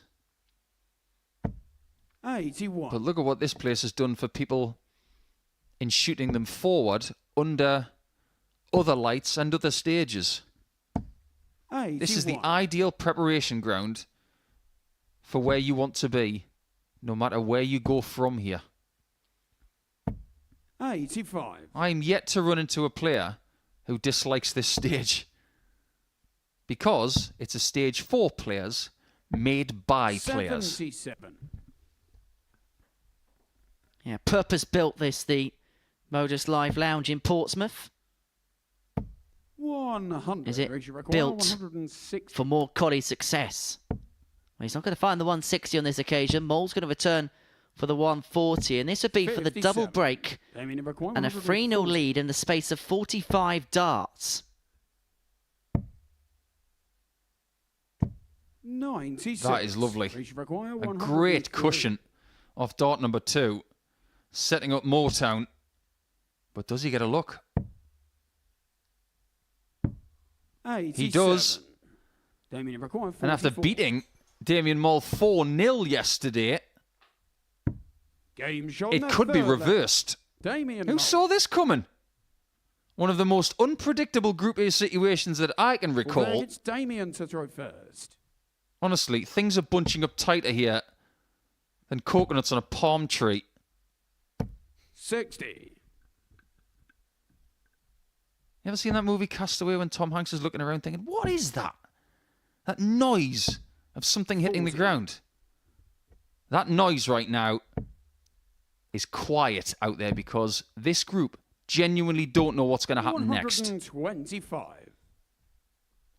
Well, we were saying this morning we were watching Damien practice, and we just got a 59. better vibe from him, and that vibe is translating into better performances, and it looks like now it's going to translate into his first win 98. in this building. Don't speak too soon. However, it does look very likely. 95. One of the beautiful things about this game is that nothing is guaranteed until that final shot is hit and then called by the referee. 140. But when you're this far ahead, you've got to say that Damien's going to get the job done, surely. Well, he's going to get a 100. couple of Damien cracks Moll, from 70. 78 to complete a 4-0 victory. His average just under 98. And it's a dart at tops 38. for what would have been his first win in some style. And that would have been a sub 6-minute 45 game had he hit that tops. 101. Damien required 40. Well, it's to get it done in 7 minutes flat. But he cannot get it done on this occasion, and it gives Colley an opportunity on the 106. And he set it up really well. Double top. 86. Is that his chances? Damien required He's had 20. 3 darts at a double. That tops has not been kind to Colley. The 10. fives have not been Which helpful to required Damien. 20. Can Reese show him the way by finding the top half? Well, what's open for business now? Nothing. No score. That was probably going in had it not been for dart 10. 1 saying, get out. And it will be get out Reese as Damien Moll seals a 4-0 victory over the man from Dudley. He had effectively won a leg, but the dart spat out the board. Damien Moll with his first win on the board. A 4-0 win against Reese Colley and a good performance. His average up until missing a few match darts was in and around 95. He beats Reese Colley by 4 legs to 0. That rounds off the second round of fixtures. We're going to kickstart round 3 with Stephen Johnstone up against Tom Sykes.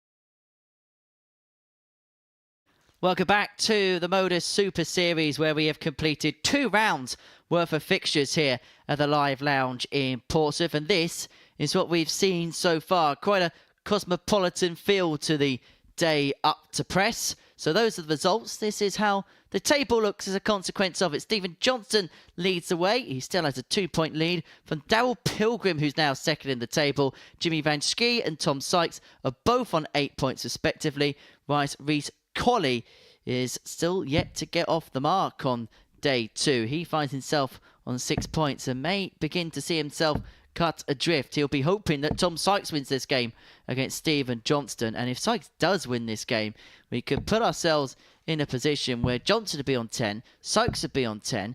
If Van Schie beats Colley, he'd be on 10. And if Pilgrim got the better of Mole, he would also be on 10. More 10s than a diving contest. However, that's an if. First leg, it's Stephen to throw first. Game on. The guarantee here is that somebody is going to get 2 more points, and 2 vital ones at that, even at this halfway stage. 140. We have a situation here today, Henry, where it's identical to yesterday. Jimmy Van Schie's got 2 wins out of 2. 140. And 4 other players have got 2 points. That's exactly what happened yesterday. The only difference is that Colley's on 0 and Damien Moll's on 2. Everything else is the same. 58. You could say it is a group that is cancelling each other out. Make no mistake as well, that 100. win for Damien Moll was brilliant for Johnstone. Because imagine if Reese Colley had got the same result as yesterday, he'd be tapping 95. Stephen on the shoulder before this game even started. Now, Reese is in 5th. And I don't think 85. any of us walking through the building this morning expected to be saying that sentence. Yeah, darts isn't predictable. 140. It never has been. Stephen, It never will 191. be. Try and predict where he's going to go for this. We can try. See, I was going to go treble 14. 81. Tommy requires. We're not always right. Is Tom right? 60. Not quite. How many Stephen times has he requires edged the doubles 10. today? Close, Game but shot no on Thursday. cigar as Johnstone Stephen takes the Johnstone. opening leg. It's the Scot that leads 1-0. And already a bit more vigour than what we saw in that Second leg, game it's Tom to throw first. Game on. against Daryl Pilgrim, which was a real off one for him. I'll tell you what, if today was the flavour of a packet of crisps or a tube, 140. depending on which brand you like, today would be salt and vigour. Because people putting salt in wounds and people showing 97. more vigour. Did you ever see that wonderful open goal that Sky Sports missed 96. at the World Championship when Roland Scholten played Veho Vinica from Finland? So it would have been 85. Scholten Vinica. In commentary circles, that is a legendary game. And they never even mentioned it. 58.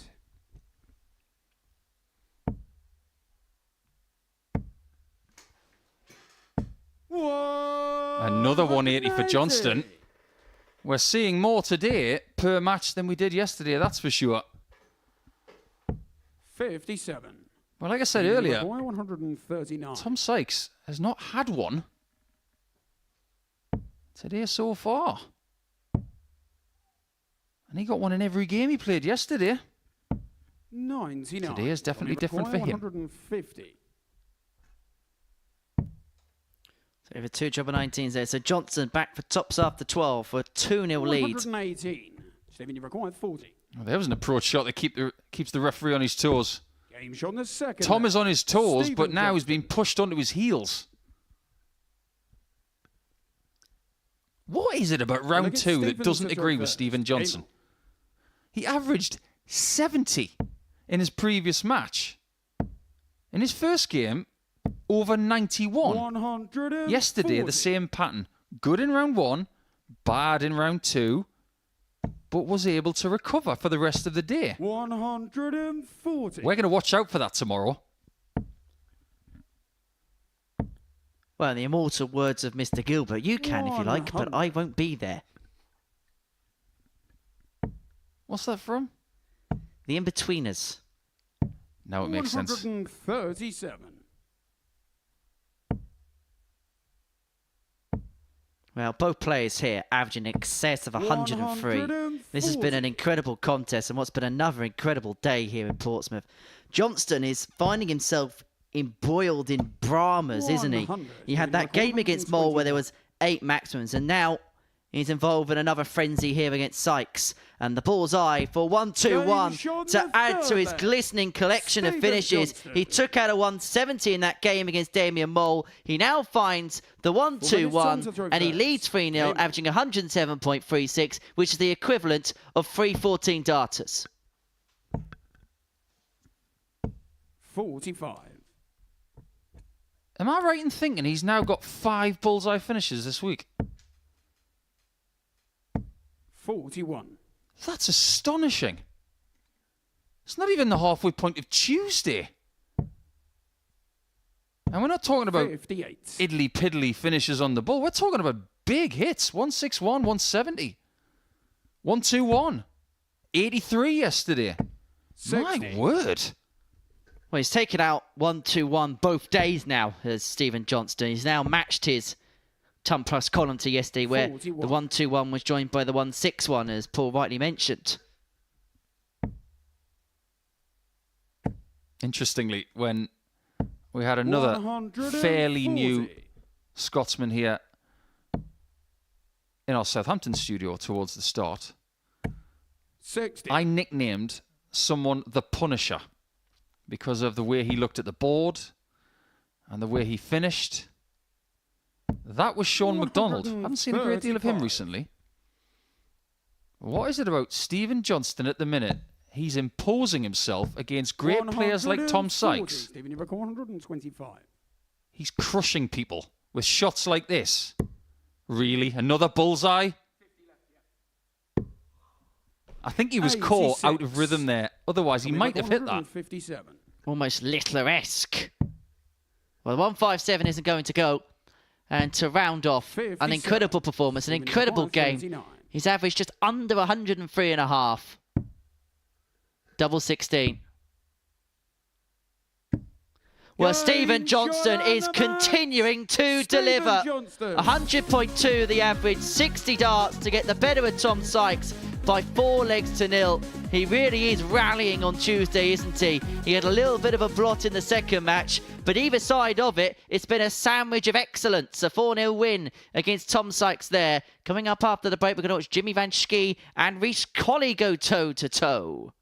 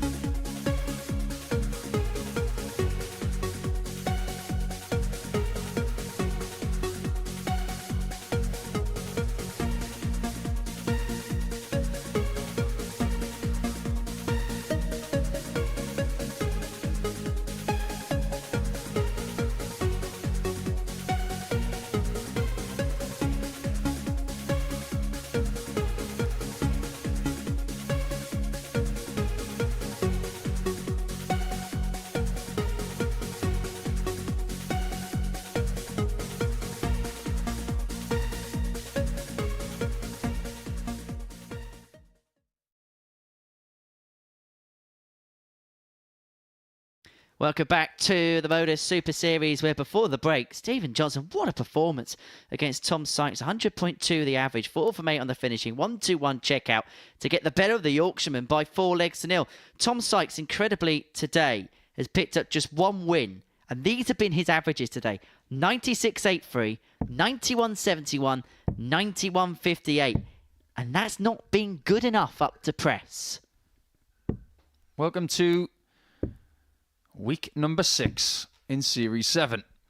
First leg, it's Jimmy to throw first. Game on. I know we're in round 3 and it's approaching lunchtime, but bagel anyone? We've just had 2. Sometimes you can get 3 for the price of 2. If there's going to be a bagel in this one, 100. you'd have to fancy it's coming from Jimmy, because Reese is the person who hasn't scored so far today, which is something I didn't expect to see at this point. 44. Jimmy is really beginning to boil up, isn't he? Average 83.92 in the first game against Pilgrim. Steady start. And then the last one played Sykes, average 90.26. 4 out of 8 on the finishing. If you take out that first game yesterday, where he was 4 from 22 on the outer ring against Damien Mole, he is in and around 50% on his doubles there on in. Have you ever seen the Naked Gun movies, Henry? 60. Or indeed the precursor, Police Squad, which is a TV show? I can't say I'm much of a movie buff, so no. There's a character that follows 100. Leslie Nielsen around when he's in the police station. He's one of the guys who works in the crime lab. And he's so tall that they make a bit of a joke about it. And they never show him past his chest because he's so tall. Well, Jimmy's the equivalent of that. 43. We have to change our camera angles so many times when he's playing that the people working behind the scenes deserve a round of applause. But he's the person 100. who deserves the round of applause because he was the only undefeated player after round 2 again for the second day in succession. If he's going to succeed in this group, though, he's got to figure out rounds 3, 4, and 5. 82. So what you're saying is Jimmy Vanschke is playing with glee, but he doesn't want it to fall apart from round 3. Makes sense to me. And now he wants 156 to take out the opening leg. 77. Colley unable to take out the 117, but he squares himself up for tops for the break if this doesn't go. And there's only one route for this. So get your textbooks out, everybody, and follow them.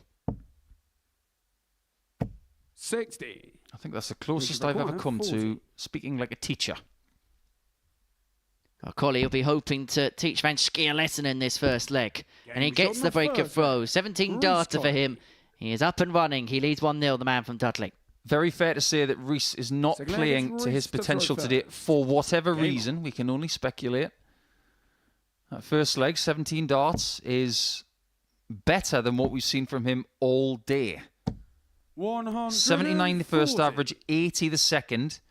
And he lost those 2 games, Henry, both with the darts. Not a good sign.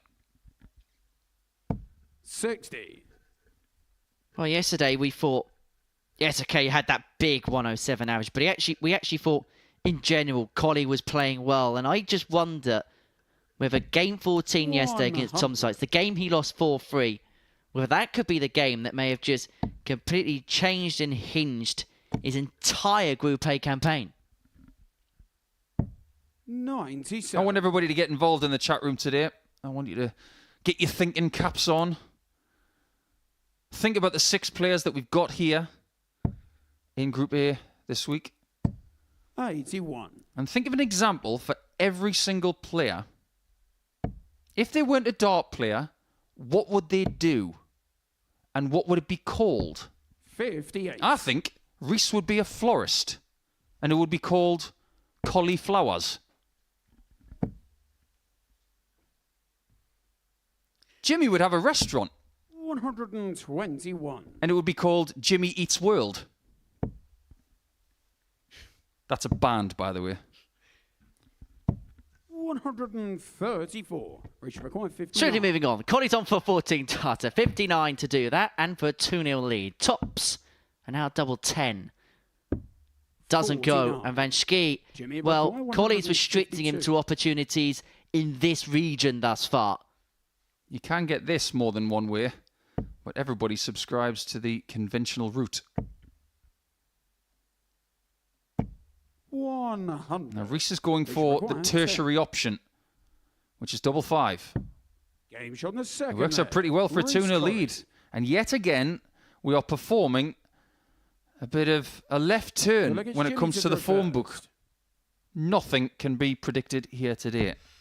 Not even the chatter on the YouTube channel chat box. 58. If you are involved, thanks for being involved and thanks for watching. That seems to be his miss today. That left shot. 82. Every time he lays off a little bit too much with that drawback to his right collarbone, if it's just a bit too much, the angle of the forearm falls away to his right, resulting in a pull. 134. What in your mind can he do to correct that? Just got to find out what is happening with it. First, you've got to identify the problem. 100. Then you've got to figure out the biomechanical option to change it, whether it's an elbow position, whether it's minimizing the hand layoff. 59. Then you've got to repeat it. It's a bit like getting a piece of music. If you try and play it the first time, you're not going to get it perfect. You might get close. 60. But the more you do it, the more you practice it, the more you stick to the script, you're going to get there, but it's going to take practice. 140. Well, this time Van Schie is first to a finish. Hasn't had a dart at double yet, but his opportunities have 97. been Jimmy McCoy, in and around the 110. high ton range, and he is going to get 6 from here to pull it back to 2-1. However, the issue he has is a leg 61. on the throw. Technically, Jimmy's had problems with dart 3 this week, where that shoulder punches forward before the dart is released. 90. Jimmy McCoy, It was 49. very evident on that previous dart. However, double 16 will get him his first leg of this one. Game shot on the third leg. And he didn't Jimmy need Van dart Schie. 3 there. It's a leg that's been pitter-pattering around the 6-visit Well, look, it's region, Reece to throw first. which is telling us, yes, the game has been okay, but if somebody could put their foot down, that they 60. could reel off a few legs in quick succession.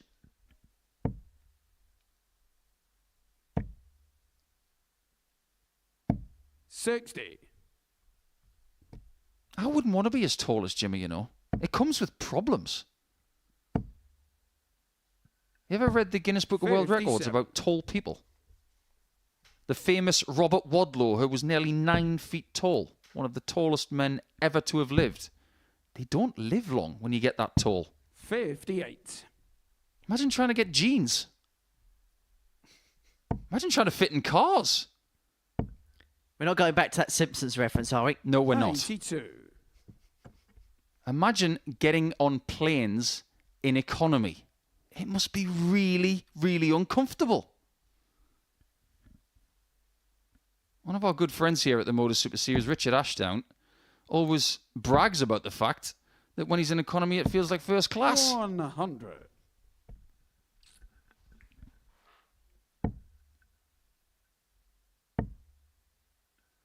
Well, defeat here, and it would 98. be a tall order for Reece Colley to get back into proceedings. However, a win here will keep him to within 4 points, and will just keep him to within touch. And it'd be great news for Stephen Johnstone, but Van Schie is rallying back in this match. Well, that follow through had a little bit of sauce on it, didn't it? 100. He's trying to massage his inner David Evans here, trying to stretch his form into equalising this game. David had a pretty good Group B 55. scenario last week, didn't he? He was 104. undefeated. That doesn't happen very often. Well, this is another one of those big passages. Double 12 for Colley.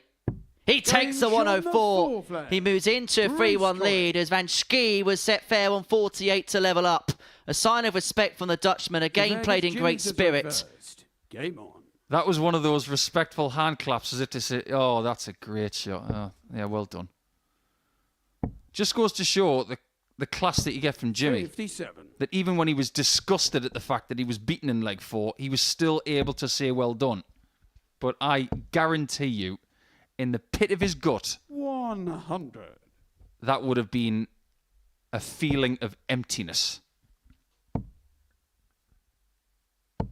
100. And on the other side of the coin, Rhys Colley will have really enjoyed that. You feel like he's the type of player, particularly on a day like today, the way things have gone for him, that he needs to find a spark, and that could be exactly what he needed. Yeah, he had a big finish yesterday of 160, 58. just when he needed it. But in order to get back in this race, he needs a bit of help. 91. Beat Jimmy, get to 8 points. That's mission 1. The help he needs to come from Jimmy. Because Jimmy plays Stephen Johnstone 140. next time round.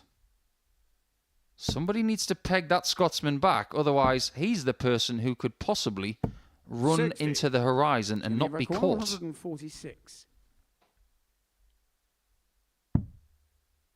Well, Van Schie is going to hit Colley back with a ton topper of his own. 82. Well, leads Reach himself on require 64 if 150. this 150 doesn't go for the match. And it's not going to go. And this time Van Schie is going to get an opportunity. It's not an easy one, though. 58. Jimmy requires 64. So got double 16. To win his only leg of this contest, he uses it on approach, 48. but out of rhythm, Reach misses requires his 92. first chance to save the match. Rhys can put it to bed. Went double-double the lie. The first start was quite 56. nice to crash a treble in, but decided to go with what he felt was best. Double 8 for Van Schie to bring it Jimmy back to requires 3-2. 16. Colley does have the insurance policy that he will throw for the match in the next if this does go. And go it Shot will. on the fifth And there. Colley will now have the throw Jimmy to see the Van Schie. job through. Sinclair gets Reese to throw Just first. touching on what Game Rhys on. did there, you've got to be a bit more pliable on those approach shots. 92 is a brilliant example of this. 59. If you've got a treble 20, you obviously go for double 16. That's textbook. Second thing is, if you hit a 20, you must survey in rhythm 60. where it is. Is it kind for you to get a shot at any double? Doesn't matter whether it's double 6 or anything else. This for me is the next 100. level of immediate brilliant gameplay. My opinion is he should have gone for the 60 for double 6 63. because the guide was so good. People can get carried away with double-double and what it brings. It's the right thing to do 140. if the segment that can still leave you a double is blocked. But credit where credit's due. Reese has been asked a couple of 140. questions in this game, and he has come up with the answers on each and every occasion. Says a lot about how mentally he has come such a long way in a short space of time, 126. and he now sets himself up for 76 of the match. Well, that shot was all Rob Cross, wasn't it? I'm going to blame Rob for that. More people go for 162 as an approach shot with 18s than ever before. 42. 76 for Reese 4-2 requires 76. to get himself back in the race. Tops for Colley. Tops found for Game Colley shot and for a the top match. win. His Rhys first win Colley. of the day, and it just keeps him in the mix. But it is advantage Stephen Johnstone now. He has a 4-point lead at the top of the table following the third round of fixtures for the day. That the tail of the tape from our 9th match of the session. Colley a 4-2 victor. That 104 checkout in the middle of the match, a real game changer in Chaos's direction.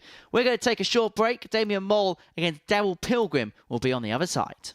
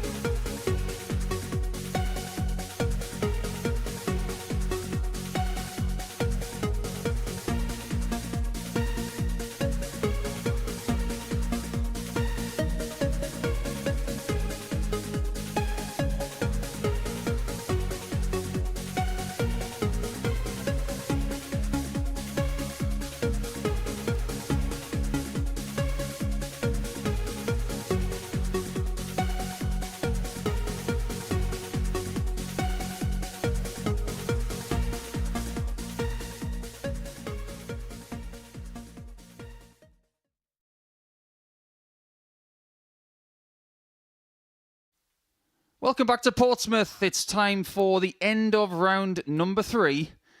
And Damien Moll is feeling a little bit chirpier than he was at the start of the day. 4-3, his defeat in round 1 was a mirror of what we had yesterday. As for Daryl Pilgrim, his up and down time of it here in week number 6 continues. At the minute, though, in second position, behind Stephen Johnstone, but by 4 points. Meaning that this round of matches could be key to see where people stand overnight. If he loses to Moll, he could be in trouble. First leg, it's Damien to throw first. Game on. I hasten to say, in every secretive agency in the 45. world, there's a mole somewhere. And Damien could be the mole this week who spoils people's moods and chances. 58. I did wonder overnight, Henry, as to whether the fact that he lost all matches and he's probably thinking about Group C, 140. can he just mosey around and spoil people while they're swimming in pressure? I think that's the case, you know. 140. Because in this game, what kind of pressure is Damien under? None. 56.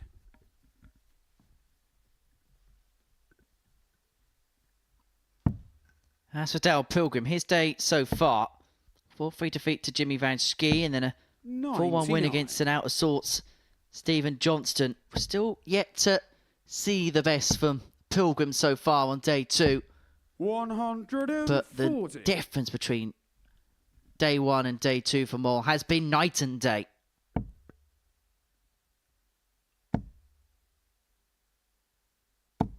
You might not like that, son, but it is encouraging. 3 dots together like that is a good sign. That's one of those cases where 49. a lot of players would have gone Now 2 we record bullseyes 104. with that blocked 60 bed. Nothing blocked here. Tops for Daryl. And a Game break of shot throw for to start, first and that's leg. exactly what was on the Daryl menu. Pilgrim. For him, at least. Check, please. Second leg, it's Daryl to throw first. Well, that's 2 104 finishes in 2 different matches. Colley providing one in the last match, and that really did change the game in his direction. Is that the 93. moment it just swings it in Pilgrim's favour? Because Damien got off to a good start, but it's Pilgrim who's found the break in the opener. We were talking about what dart players would do for different careers based on their name in the previous match. I haven't looked at any of the suggestions from YouTube yet, but what would Damien do? I've already said I think he'd be part of a secretive organisation like MI6. He'd be a mole. 140. What about Daryl? I think he'd be in a black cloak with a scythe because he'd be the Pilgrim Reaper. 96.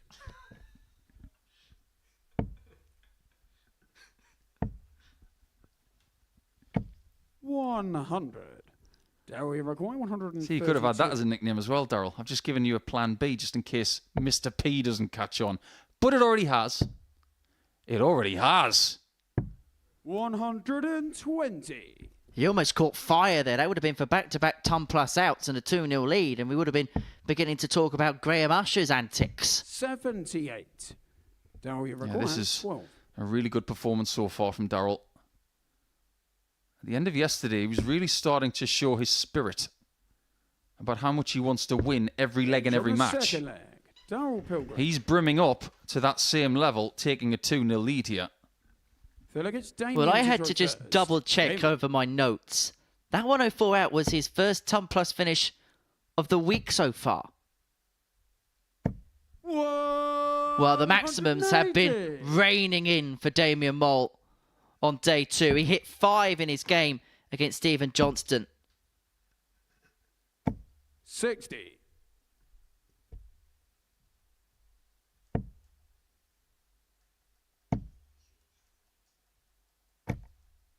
25. And then it's followed up by a 25. I think we've all been there before, haven't we?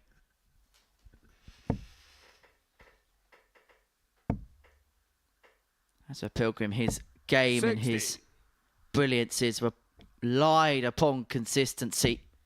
Just had a brilliant suggestion for a career for Damien Moll on 60. YouTube. My word. And it didn't say magician because he's just made 2 darts disappear. That is really unfortunate. Ted Barton on YouTube has said Damien would be a chemist because solution 96. concentration is measured in moles. I tip my hat to you, Ted.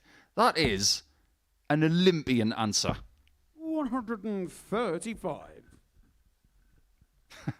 He's also said, same guy, Ted Barton, another great answer. Daryl would work at Pizza Pilgrims. One of the best 60. pizza joints in London, Damien Buckle, I hear. 101. Great answer. That was not a plug, by the way. Double 14. It was nearly a 87. perfect active recovery there for Damien Moll, who, remember, had 120 points on the floor because he had that Gary Anderson-esque moment. 100. Damien But he is Buckle, going to come back for 14. double 7 and now under much more pressure to get his first leg on the board. He was trying to find Daryl's favourite double of the week right there. But 10. he can't, Damien Buckle, giving Daryl a 125. chance at 125. There goes that chance. And commence emoji eye roll. 65.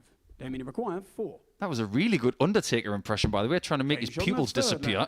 Damien Moll. But yet again, the magician Damien Moll has made the leg disappear. Oh, come on, Henry. It is WrestleMania Well, week. Daryl to throw first. You didn't know that, did you? No idea. It's WrestleMania week. 100. And our good friend Matthew Edgar's going to WrestleMania, so have a great time, Matt. Look after yourself in Philadelphia. 180. You can see how much Daryl's bothered by that 180. He was too busy doing his ghost dart. Scoring wise, it's been feast or famine for Damien Moll so far today. 57. And if ever there's going to be somebody on this particular occasion that was going to be threatening back-to-back maxi visits, it's most probably going to be him. 58. I've taken the form book and I've thrown it out the window, somewhat responsibly, because it's just very hard to predict what's happening here. 58. I wouldn't be surprised if Damien finds a purple patch, a bit like his shirt, and finds a way to beat Daryl, because 58. would I have predicted that before the week started? No. Would I predict it now? Maybe. I might have to change my answer in about 2 or 3 minutes. 135. Well, Pilgrim has left the Nelson shots. Is it going to be a case of I in a 3-1 lead? 89. Daryl Require 111. As for Damien, it just feels like he's walking into a haymaker too many at this present moment. Trouble 17 isn't going to be found, and so Moll has got an opportunity 79. on this Damien 116 Require, to 116. return the game to throw, to level up at 2-2. But Pilgrim now will return for double 16 to Daryl really Require, put 32. his foot on the throat of the Moll. Game shot on the 4 flare. No animals were Daryl harmed in the Pilgrim. hitting of that double 16. 5th flare gets Damien to throw first. Okay, one more answer for our alternative careers for dart players. Someone's had one for Reese Colley. And it is Dean Wells on YouTube. 140. Reese could always set up a florist, and he could work on the fruit and veg store owned by his brother Brock. Colley. That is 57. clever. That's thinking outside the box. I like that kind of thing. And that's what you got to do in this situation if you're Damien Moll. You got to figure out how you get through this 100. game. 2 holds and a break. Sounds doable. Now, can you do that against somebody 40. who was averaging 89? I think he can. As to whether he will, that's entirely up to Mr. P. 129. it feels like everybody's playing okay, but it still feels like everybody can be get at in this group or can be got at in this group. Of that, there's no question. 94. Back 132. Everybody is permeable. Bullseye, and it's begging to be hit. He just missed the mark. 94. Because right there, it advertises the fact that he wasn't going for the bullseye. He was going for the dart to try and nestle it in. That's what a lot of amateur dart players 100. should understand about 138. how you hit shots like that. You don't go for the bull, you go for the dart. Had the time to split with Pilgrim not on and out, and he is going to come back for 3 more at 32 to bring it back to 3-2, but under how much pressure is it going to be under? Well, Pilgrim is applying it now. Applying it in bucket spades. He's left double 18 for the match. If this doesn't go, and that is a lovely guide. Now double 8. And now 60. Pilgrim comes back for the win. It's his favourite double 18 for 2 points, which should put him to within 2 points. Double 9. And Pilgrim moves on to 10 points in the group. And he puts himself right in the picture now. After what has been, at times, a slow start to the day, he's beginning to motor through the gears. The 4-1 victory against Damien Mole means that he is a couple of points off Stephen Johnstone at the top of the table. Well, that's the end of the third round of fixtures. Coming up after the break, Jimmy Van Schie takes on Stephen Johnstone, but that's not before me and Nico have a quick word next door in the studio.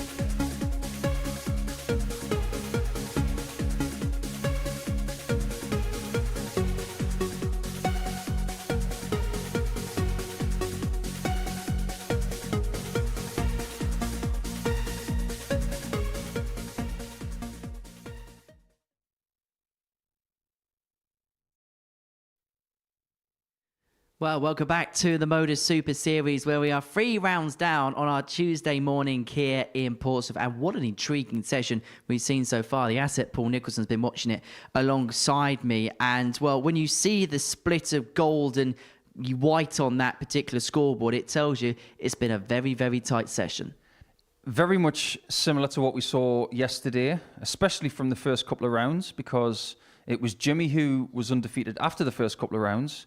He stumbles again in round number 3, and that opens up the opportunity for somebody else. Now, when it comes to other players, we've seen pretty much exactly what we saw on Monday, now to Tuesday, from Stephen Johnstone. So a good first round, a good third round, but not a good second round. Everybody's playing to type.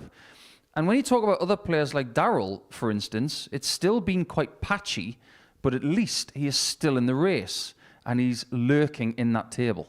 Well, as far as Stephen Johnstone is concerned, he quite literally couldn't have started the day any better or any bigger, the 170 to kickstart his first leg. Yeah, he's definitely brought the vigour, which is something that we've talked about already today. That was a great finish. And look at that celebration. It's nice to see somebody wanting and receiving something like that and just taking it with both hands.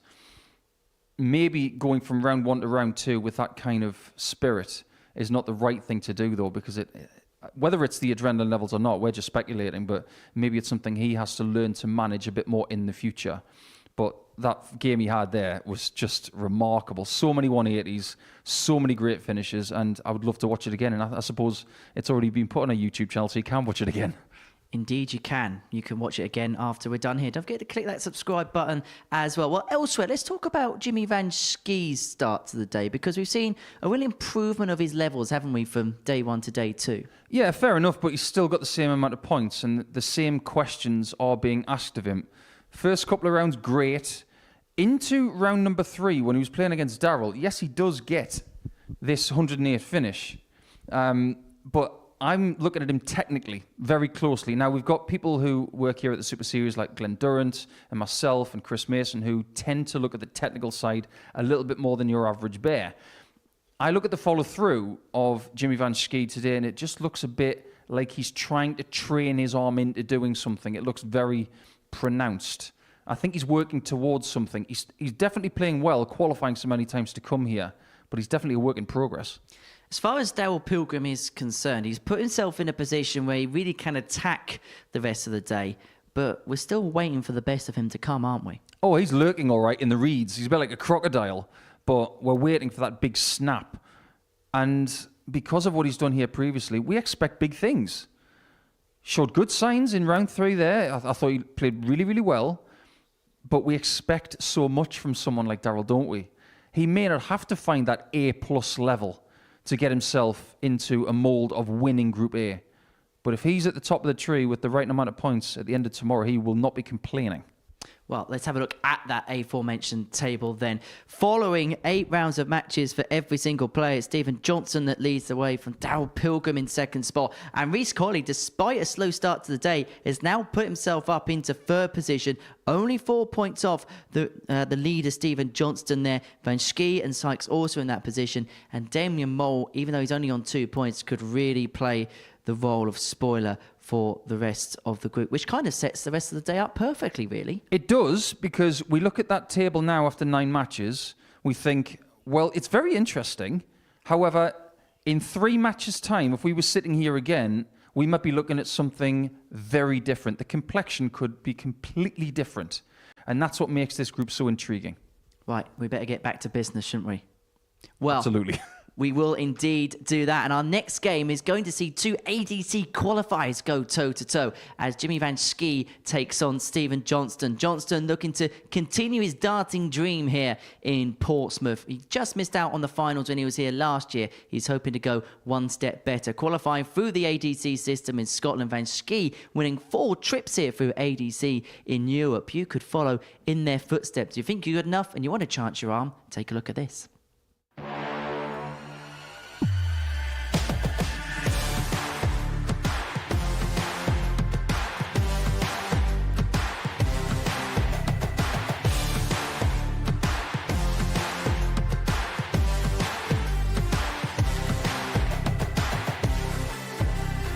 Ball 1, Joe Taylor, Garrett Tilly. And ball 2, Craig Nixon, Robin Young.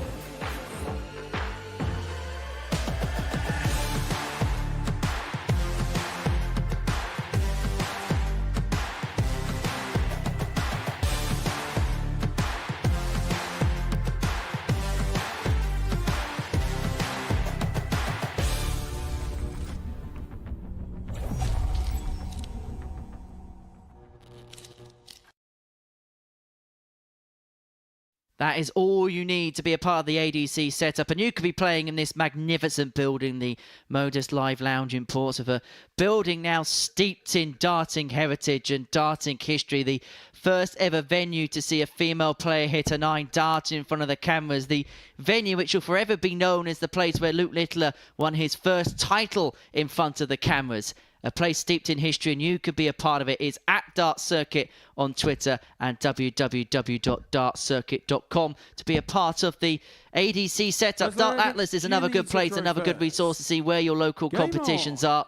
And these two are prime products of that particular system, and two proud products of that particular system as well. Yeah, it just goes to show you need feeder systems to succeed. Doesn't matter how premier something is, 96. they need players to come from somewhere.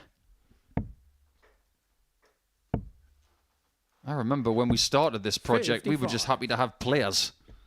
Now, we've got people literally knocking on the door.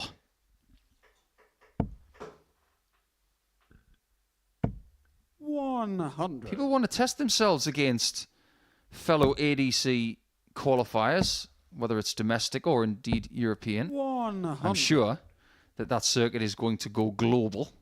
I'm sure there's an Australian arm of that at the minute. But you also want to test yourself against the cream of the crop at this level, because it does have a ceiling. If you're not aware, you cannot have a tour card and play here at the Modus Super Series. 100. But you can be part of seniors, part of WDF, part of ADC, or indeed an independent player that has got a really big reputation. 139. Someone like Martin Adams. Who we're going to be watching on Thursday night alongside Kurt Parry and Paul Hogan in Group B. 55. Jimmy Van Schie will be hoping that he doesn't have to play in that particular group. He's left tops after 12 here and has got off to a superb start. A baker's dozen for the Dutchman. He's got to arrest this slide. Second leg, it's Stephen to throw first. I think his mission for the rest of today is to make sure that he wins in the second half of play. He doesn't want to go to bed later on today or even have a late lunch 100. saying, well, today was the same as yesterday. Last thing you want to do is find yourself halfway down a ski jump and thinking, well, I wish I could start again. Don't know, you say puns like that, you'll be going down a slippery slope. I said to you off the air, didn't I, that because of the nature of this game, I really want somebody to leave 123 because it could be as easy as ADC. I'm just going to get it out there because someone leaving 123 is very unlikely.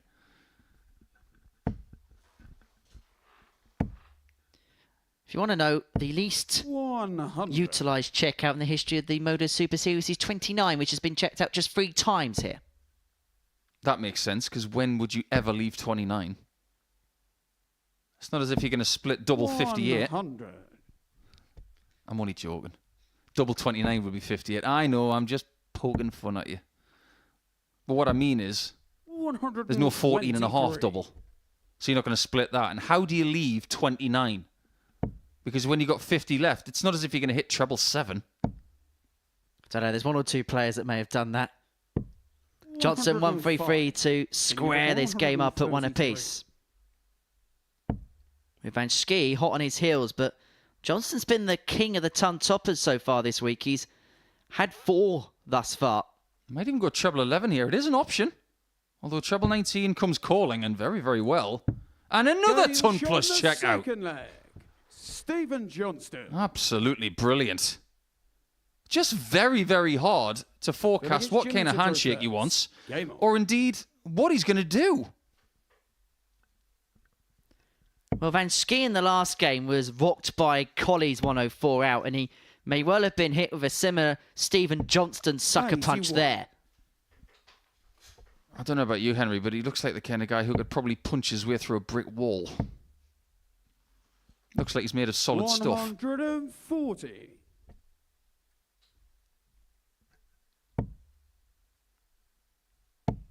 Meanwhile, the brick wall tries to jump past Jimmy Van Schie. 95. Yeah, good luck with that. Usually at this stage, you can get a feel for the level 60. of play for the day.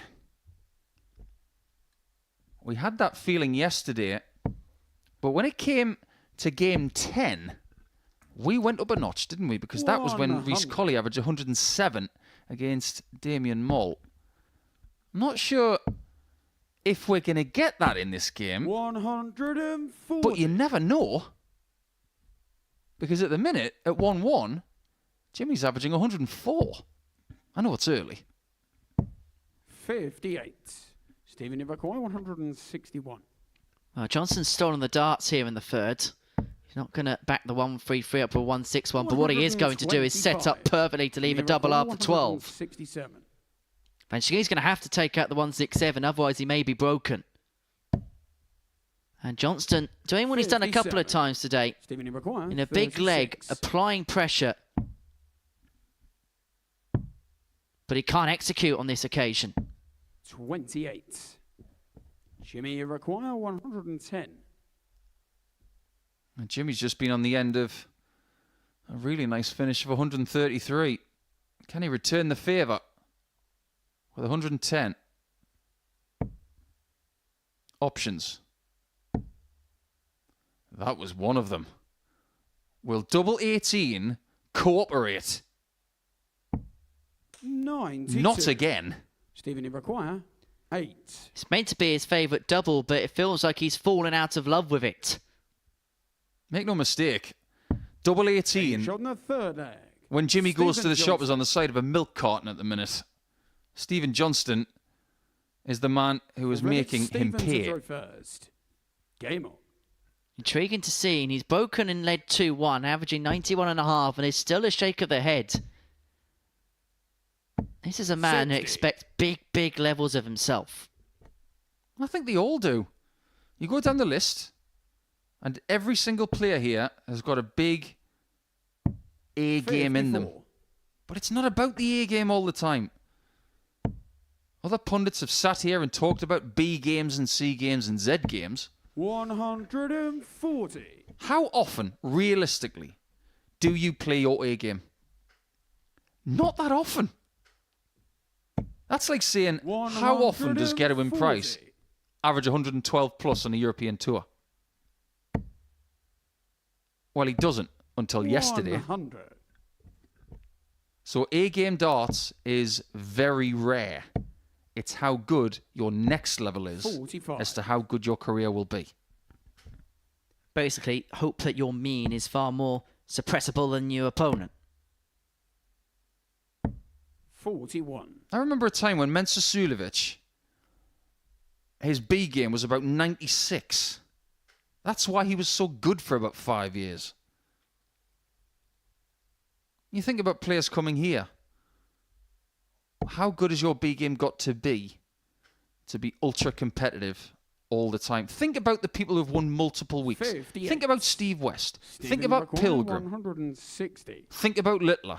What were their B games when they were winning multiple weeks? Probably about 91, 92.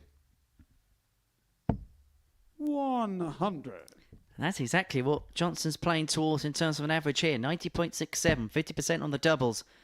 And he looks set to move 3-1 in front. Van Schie can only apply pressure, but he is going to do that. 128. Stephen Ivakoy, And he is going to 60. keep Johnston on it on this 60 out. Yeah, technically, that was brilliant from Jimmy. Game shot on the But it makes no fourth leg. difference. Stephen He's been Johnstone. closed out by the person who is eyeing up 14 points with a game to spare Fifth leg against and Jimmy 8 to throw points first. Game for on. 2 consecutive days is very, very possible. If he beats this fella, 95. and if he can take care of Rhys Colley in game 14, he is guaranteed to be top of the table going into the final day tomorrow. 100. To put it in perspective, they took a whole number off his odds from day 1 to day 2. He was 33 to 1 60. to win the group on day 1. He was 3 to 1 yesterday, and he was 3 to 1 today, and he was still third favourite. 60. So he was 33 to 1 to win the week. To win the group. What was he to win the week? And we looked at Dave Ladley was 50 to 1. 100. 40-1 at the beginning of play yesterday. Stephen Johnstone was to win this week. Someone's definitely had a shilling on that. 45. However, we've already talked yesterday about the previous winners in Series 7 have all come from previous weekly finalists. Stephen is not one of those players here this week who have done that. Neither is Jimmy.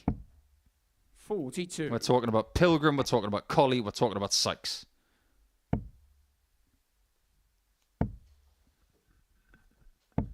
$140. Well, he's left himself on a finish here, Johnstone, but Van Schie looking to set up. The setup play in this game has been fairly good for him, but he hasn't been able to have any opportunities. Not going to be another biggie. 100. Jimmy But like you said, Henry, it's a very good approach. Jimmy's got to eat this up.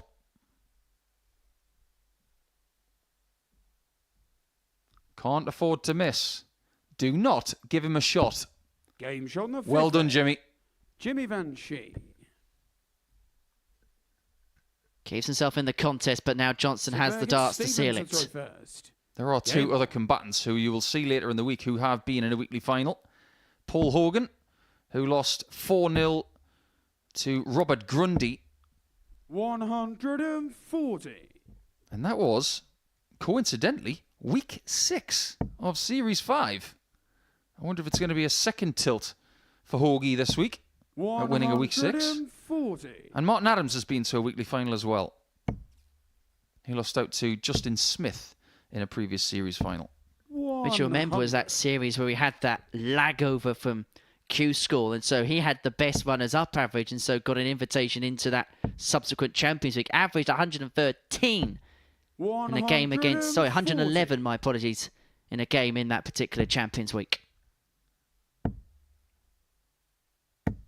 81. Well, Van Schie here has got the opportunity to level up. He's got 6 starts on 2-2-1 to do exactly that. And just when we thought Stephen Johnstone could well be a matter of moments away from crossing the finishing post, it may well be reeled in towards the final fence. Well, what would you rather have, 180 with the darts right now or 161? 60. Personally, I'd rather have the 180. Jimmy require 161. I think most people would say that. The odds state you're more likely to take 180 in 6 than 161 in 3. So Stephen Johnstone looking to climb the ladder now towards success. Climb the ladder 63. towards victory. Jimmy require 120. Climb the ladder against the man who is taller than a ladder. Top rung. Game 1 in sumptuous style. And Stephen Johnstone climbs the ladder towards the summit and is now 4 points clear. He gets the better of Jimmy Van Schie by 4 legs to 2.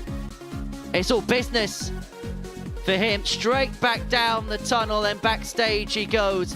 91.97 the average. 4 from 6 on the doubles. That's his second ton plus out of the match. It's his 4th ton plus out of the day. He beats Jimmy Van Schie by 4 legs to 2. That's our 10th game of the morning session here in Portsmouth. And when we return, we're going to be watching Tom Sykes take on Damien Mole.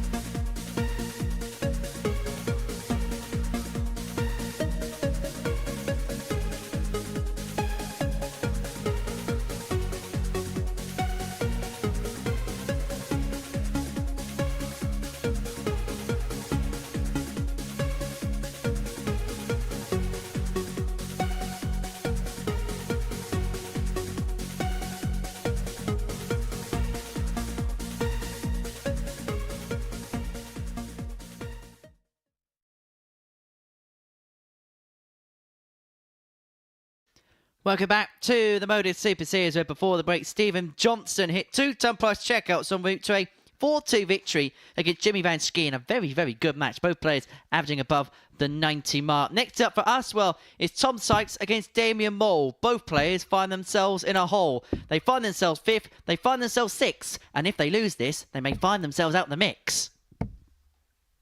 You're a poet, you don't know it. In fact, I think you do know it. It's Tom to throw first. Game on. I can't believe I've made it to game 11 of Tuesday with Damien playing and I haven't referenced Fred Savage from Austin Powers. 58. If you can't get that reference, you're not a movie buff. 96. But we have... Is it a change of equipment? From Mr. Sykes, he's gone to the 97. luminous flight and stem combination, which is something he used very well at the end of the last series. Yeah, we'll have another look at the setup as Damien has yet another bounce out there. Beginning to really tick up for him today, and it's probably ticking him off as well. It looks like pretty much the same setup that saw him come so close to group Series 6, shall I say, glory. He's not thinking about glory 68. at the minute, he's thinking about guts. Because what he wants to happen is he wants to get some sort 99. of positivity moving. If he wins this game, he will be 4 points behind Stephen 60. Johnston at the top. 107. He's got Daryl Pilgrim last, has Sykes. If he wins his last 2 matches, something is possible tomorrow. Tom Sykes. So now is a really good time to kick into gear, and he did exactly that yesterday. Are we about to see a 2-game blitz from Castleford's finest? He'd like to say yes. In his sense, he's going to have to. And that may not just be to be in the race for Group A. That may well to be keeping him in with a shout of 55. Group B darts come Thursday and Friday night.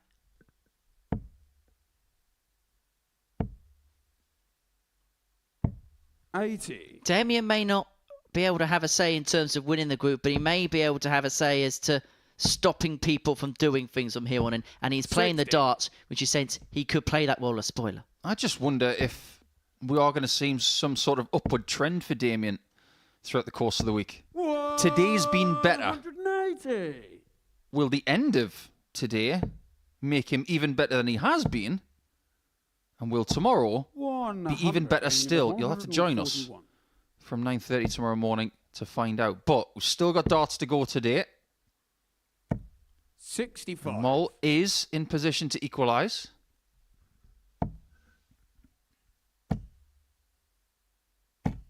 He's definitely searching for something, isn't he, Sykes? Change of points, change of colour in the stem and flight department. He's definitely not settled on something. 40. However, we did say yesterday that if you're going to do it in Group A, and maybe he's just taken that message on board. 58. I think if that's the case, it shows the level of intelligence he's got for this discipline. We have an equaliser there from Damien Mole. Just wandering around the stage. Sans pressure. Pressures for tyres. The interminable words of the great Chris Mason.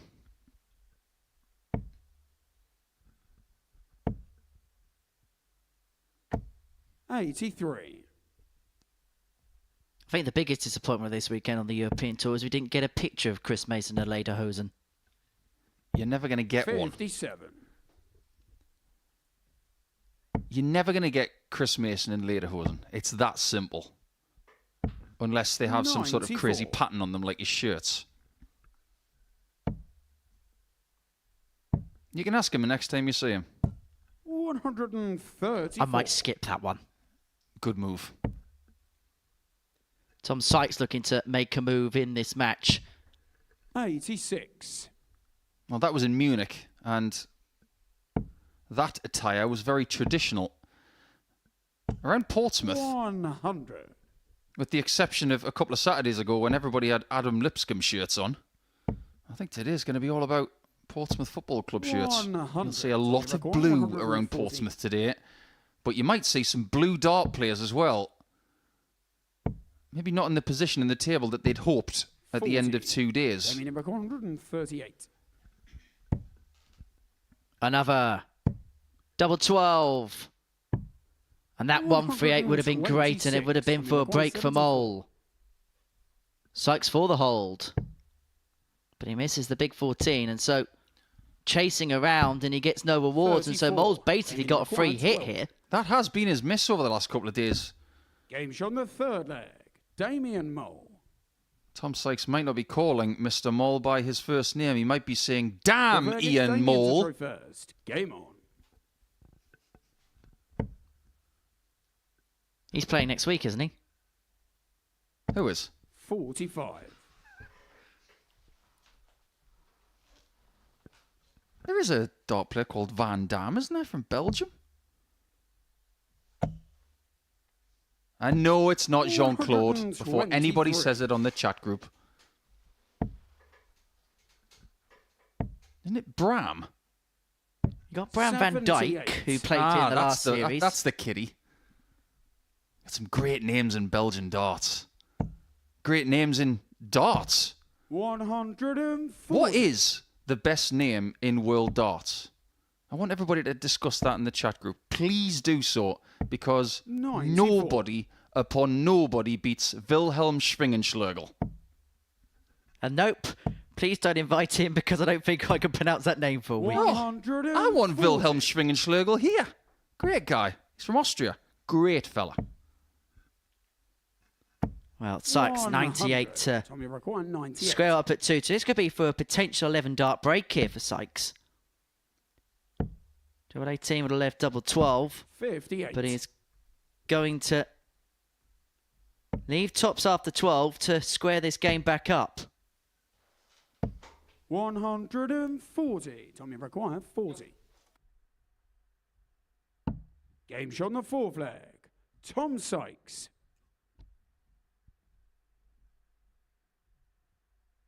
Fifth leg, it's Tom to So throw all first. square we are, 2-2. Sykes with Game on. 13 darter, really putting his foot on the tiller here.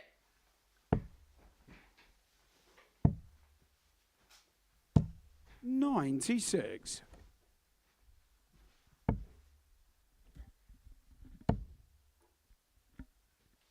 Whoa, Maximo, how many times 180. has he kick-started a leg today of a maximum? Plenty. We're going to be talking at the end of the show 97. about Damien, I'm sure.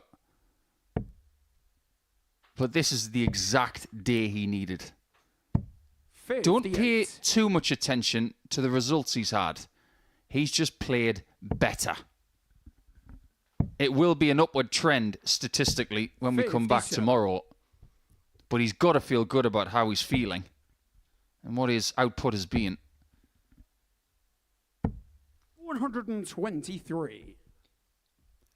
He is that quintessential player that may not get what he wants from Group A, but when it comes to the second group of the week, 55. could Amy go a bit McCoy, berserk. 140. Yeah, could do a Moreno Blom. Bad Group A, good Group C, decent Saturday. 100. That would make for a really good first week in Portsmouth. And for the second leg in succession, a player has left tops after 12 for a break of throw. 140. Mole to lead Amy 3-2, McCoy, and he would 40. then throw for the match. This hit would be cataclysmic for Tom. Game shot on the And fifth there you leg. go. Sykes has got to win the last two. If he doesn't, he's going to Severe against remain in Damien to fifth throw position in the first. table. Game on. And this is not going to plan for the Series 6 finalist. 45. What's your favourite darting name, Henry? Well, there's only one name for it. It's Frosty the Throwman. 140. Yeah, that's his nickname. What about an actual name? Get your thinking cap on, come on. Anything that doesn't begin with R and R. 26. So, Robert Rickwood.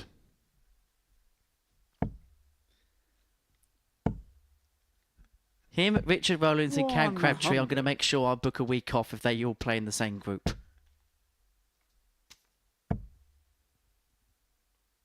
Here's one for you. He played on the European 100. Tour last year. Marcel Houseotter.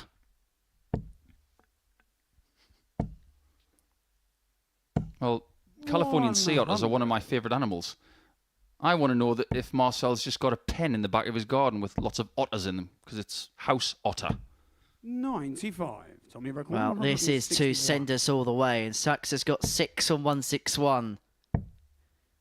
He's going to eye it up, and he nearly took it out. 136. That's the kind of mood that Tom Sykes is in. Yeah, Damien's got to leave a finish here, though. He's got to be intelligent. And he will be. 90. Very, Tommy very good. record 25.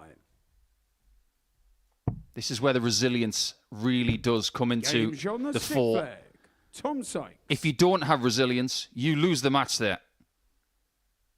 7. But I think Tom Sykes is a bit more experienced and Game resilient than people think. He may be just a little bit more, well, a little bit 96. stronger in the mental department than people give him credit for. He has not shown the white flag at any point when he's been on this stage. 100. Well, he's fast-tracked his way into becoming one of the players to beat, one of the perennial players here at the Super Series. 140. He fast-tracked his way because of what he did at Champions Week last time out. And although the results aren't yielding his dramatic 134. improvements, the performances have. And actually, you're seeing players raise their game when they see Tom Sykes on the draw sheet. But he is 133. now chipping away, and he's left himself a finish after 9 here, and he may have just left Damien Mole in a bit of a frenzy. 59. Yeah, Tommy just a record bit. 132. Talk about a good time to find a leg like this.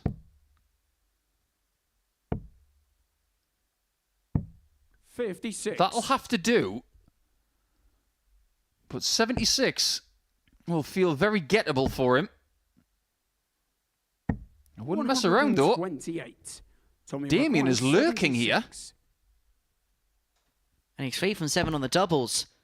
But it's 2 for the match at double 8 for Tom Sykes. Now double 4, which doesn't go. 72. And Damien Mole, the record Mole, 80. can nick it from Sykes' grasp. But will he? 2 flights in the way.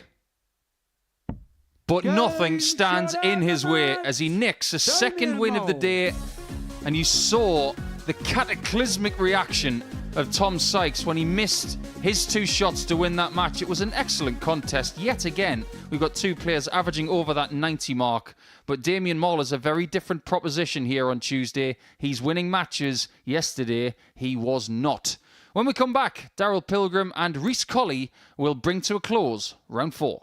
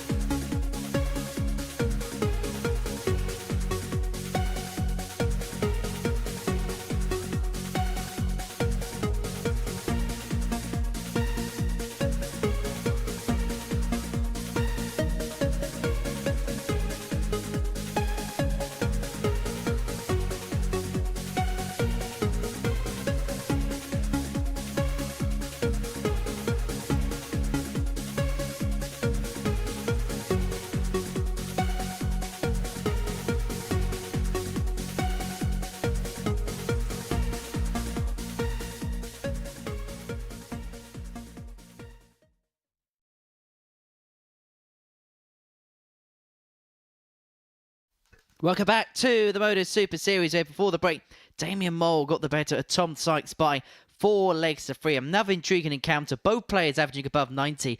And Tom Sykes, for the 3rd game in succession, has lost a game with an average above 91. It's actually 93.69 his average that time, on top of 291 averages. You've seen him lose today. An incredible performance from him, which is not yielding results. So, next up for us, Reece Colley and Daryl Pilgrim. Pilgrim, who can move within a couple of points of Stephen Johnstone at the top of the table. Whereas for Reece Colley, if he can win, well, he just keeps himself in with a outside squeak of claiming glory at the end of the season. Colley would then take on Johnstone in his final game of the day. Fascinating times ahead. But now we've got to talk about what's the best result for Stephen Johnstone, who's got 1 game left against Reece Colley in game 14. I suspect that a win for Colley here is better for Stephen. That would maintain this 4-point cushion he's carved out for himself. I think if you ask Stephen Johnstone what he'd like in terms of result of this match, I think it'd be a very similar reaction to what Jurgen Klopp said on Sunday. I hope they both lose. Bit like supporting the Springfield Isotops, isn't it? 93. Yeah, they don't win very often.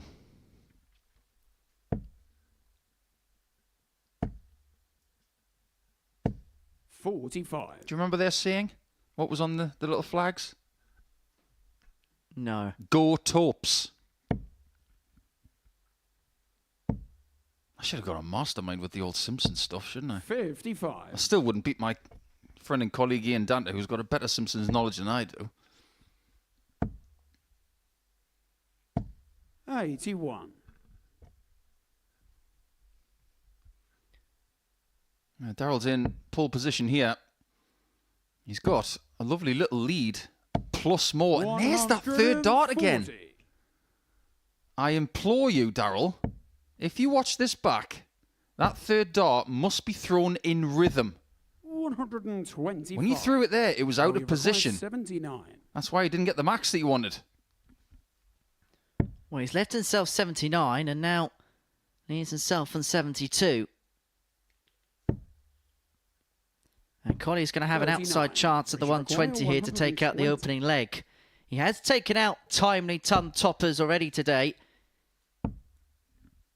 Can he add the 120 to the 104 that he accrued earlier on? No is the answer on this occasion. So Pilgrim back for tops for the break.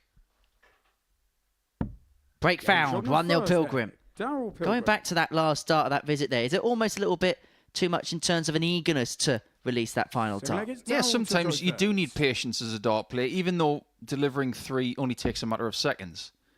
Sometimes you're just so eager to throw a dart, and you think that the guides in the 60 for a 180 chance like that are so inviting that just throwing it, it will nestle in. That's not the case. You've got to make sure that you throw dart 3 the same as darts 1 and 2. Little pop quiz for you here, Henry, and for everybody watching. You want all 3 darts to be thrown the same way, but one of the 3 is always going to be different to the other 2. Now, which one is that? 60. It's supposed to be the first because there's nothing else in the way. Dart 1. For 2 reasons. 1, the thing you've just mentioned, nothing is ever in the way, apart from air. 100. But dart 1 involves approaching the oche and getting settled. Darts 2 and 3, you're already settled. 85. Now you see, walk up to the oche, that's all part of the dart 1 routine. And by the time you throw dart 2, you're already in position. So dart 1 is always different. 137. But don't treat it different. And don't treat it the way you do with a somewhat lackadaisical dart 3.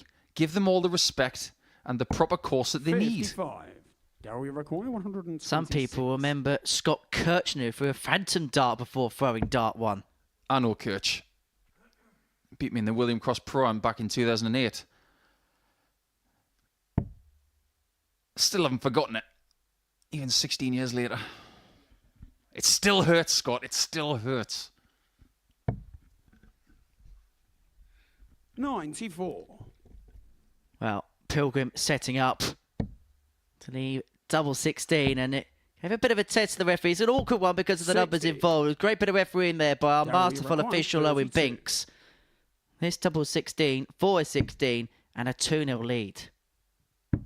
And Age 2-0 on it the is to second Pilgrim, leg. and he is Daryl just beginning to Pilgrim. build up a head of steam. And Reece Colley, who started off the day with a performance a little bit off kilter, Reece to throw first. is putting in another one here. Yeah, this is a bit of a weird day for Reece. 96. Do you know how he eats his porridge in the morning? With a spoon. Oh, no. 100. Somebody hit the dad joke alert. Cranked up level 10. 83. I think Mark Webster would love that one.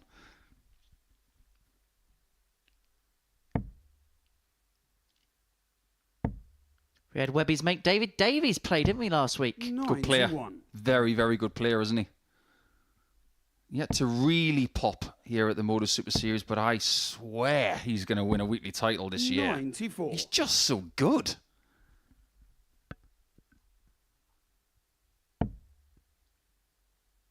Having said that, doesn't matter how good you are, you've still got to be able to prove it. And that's what we can say about Pilgrim. 140. But there's a lot to admire about this game. This is very reminiscent of what he can deliver all the time. That mid-90s range, 100. great doubling, Now we require not needing 170. maximums this week, obviously. He's not finding a great deal of them at all. He's dealing with a task at hand, and he nearly found the second treble there, which would have given him a poke at the ball for the big fish. And so Colley, you sense, is going to have to take out the 128 to keep himself in the game. He's only had one double, and that was on the back of the 120. And it may only be a pop of the bull, and he's not even going to get that. I've just had a little 63. calculation for Pilgrim's Now we maximums. require He's got 3 75. today, 1 in every match. Double top, 55. giving Reece a chance. Which requires 65. Doesn't need a spoon here, he needs a double. That double is tops. Game shot in the third leg. Reece Colley. And that keeps him in the contest at 2-1, but he is still going to have to accrue a break at some point in this contest. Darryl to Pilgrim throw first. with the darts in leg 4. 5 maximums so far. Make that 6, which means he's had 1 in every game he's played today. Is this going to be the game where he gets 85. a second for the first time? It isn't. 96. However, going about his business on throw superbly. 4 trebles out of 6 when you throw first. Put yourself in great stead, and Reece 60. Colley hasn't got a counter-attack. When you consider that all of the players had 35% on doubles as a collective yesterday, that's 79 hits from 226 attempts. 130. And the mean average for the day was around the 90 mark. Without 60. looking at calculations, where do you think Now we we stand require today? 95. Answer that in the next leg, because Pilgrim could have an 11 or a 12 darter here. 12? 79. No panic. The facial expression of Reece Colley looks 100. that of a man who Now may we have just require walked 16. into one battle too many today. It's 2-8 for Pilgrim for a 3-1 lead, and he's got all the time that he wants. Game shot on the But it's a fourth leg. 13 darter Daryl for Pilgrim. Mr. P to put himself a leg away from victory. Now I'm going to say that the standard today looks Let it race fairly to throw similar first. Game. to what we saw yesterday. But I think you're right about Colley. He's cutting the figure of Ollie Watkins, who's been taken off the pitch at half time without scoring a goal. 85. He'll be hoping that it'll be a better evening for him tomorrow. I think he's got a great accent. 96. Unai Emery, I think he's a great manager. Meant to be one of the most politest people in football as well. There's one or two managers that can 135. give off awe and impression. Apparently, Unai is meant to be the complete and utter opposite. Some people are raised right, aren't they? 100. Pressure situations bring out the worst in you sometimes. But then again, if you're in an individual sport, you shoulder all the pressure. 100. And if you can come out shining, you can walk out of this building after a daily campaign walking tall, and you don't have to be Jimmy Van Schie to do that. That's marvellous. 162. Tips his average above the ton. And Colley, even in a leg where he thought maybe have half a chance. 57. And there's probably a part of his mind that thinks this 143 is going to go for the match. But it's not. I love that approach, you know. That's very Rob Cross. You've just hit 3 54s. You get a 54 there, you're down for the 30. bottom left corner of the board. It didn't go to plan 124. at all for Darryl, but I still like the way he was thinking about it. He's still got a chance to win the match 4-1, and if he does, his leg difference will be getting 92. closer to Johnston, as will his 113. points tally. Well, they say that you can't keep a good man down. But Pilgrim will have to wait 53. for a match-winning Which opportunity. requires May have 32. to wait another leg. Colley double 16. One left, and surely not. That is so Now we symptomatic require of his 60. day. He didn't think he could miss that 32 with those guides, and he doesn't think Darryl Pilgrim's going to miss this. Because Pilgrim is peaking at the perfect time. Pilgrim. A 4-1 victory against Rhys Colley, who cuts the figure of a dejected man as he walks off the stage. As for Darryl Pilgrim, an average of 94.37, 4 out of 8 when it came to the finishing. How many players today, by the way, are winning games with 50% on their doubles? That tally just continues to rack up. Well, we approach the final round of fixtures now here at the Live Lounge in Portsmouth, and we kickstart with Damien Mole up against Jimmy Van Schie.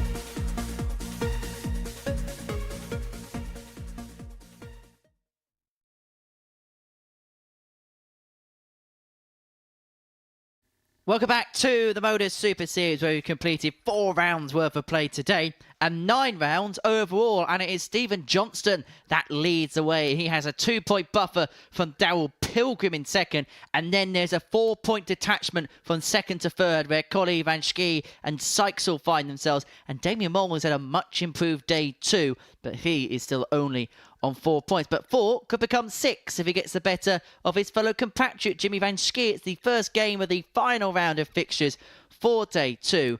Well, yesterday this was a tight affair, and this is the game where Jimmy Vani really had his troubles on the doubles. And you could say that maybe the destiny for each other's weeks were changed because of the outcome of that match. We'll never know what could have happened to Damien yesterday had he nicked that game from Jimmy, but we don't know what would have happened to Jimmy had he got rid of Damien quicker. There gets Damien to throw first. Game on. By the way, that would have been an awful follow-up to 2 become 1 by the Spice Girls. 4 becomes 6. But what a different player he's been today. 180. Really good to see. I was worried about Damien overnight. I thought this campaign in Group A could turn out to be a real 60. nightmare. But get a load of this. If he beats Jimmy, Tom Sykes was to, 50. say, lose to Pilgrim, and Stevie Johnstone takes out Colley, Damien is in with a realistic shout of getting Group B tomorrow. Don't get me wrong, he is out of the running when it comes to getting through this group by winning 96. through top spot. But Group B is very achievable. And the other thing you've got to remember is he's going to be the player coming into tomorrow with 81. all of the Damien Brook, confidence. 167. Much more than yesterday, let's put it that way. No points yesterday. Win this game, he gets 6. 81. That's a slightly good uptake in form.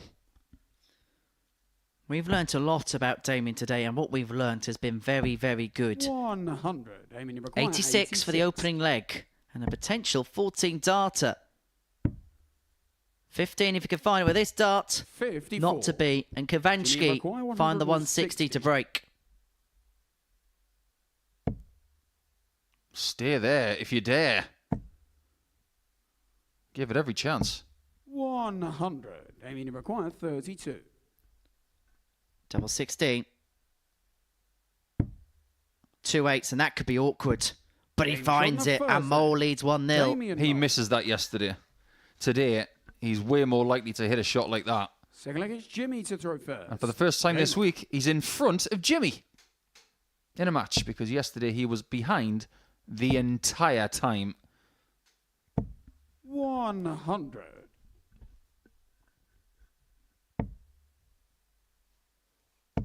Let's talk about the subsequent groups 97. for later in the week.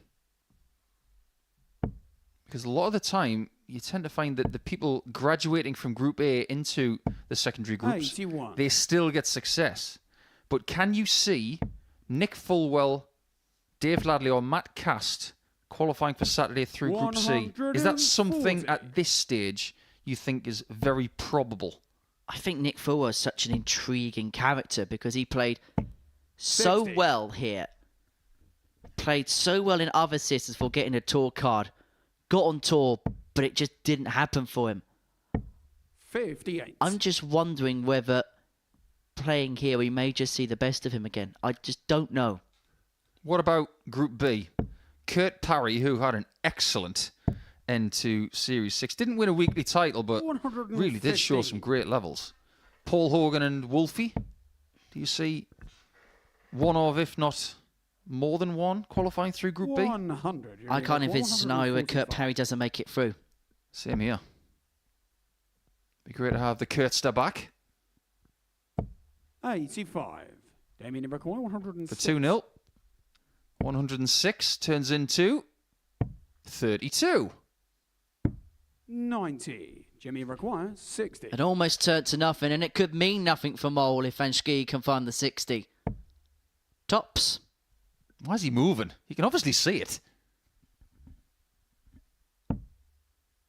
Double 10 from the original position. Nothing wrong with that. Second leg. Jimmy Vanshi.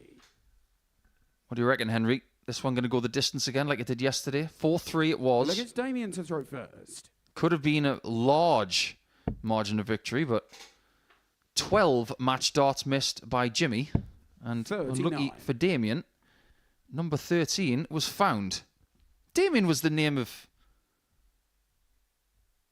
Del Boy's son, wasn't it, in Only Fools and Horses? Yes, it was. Hence the music. Mm-hmm.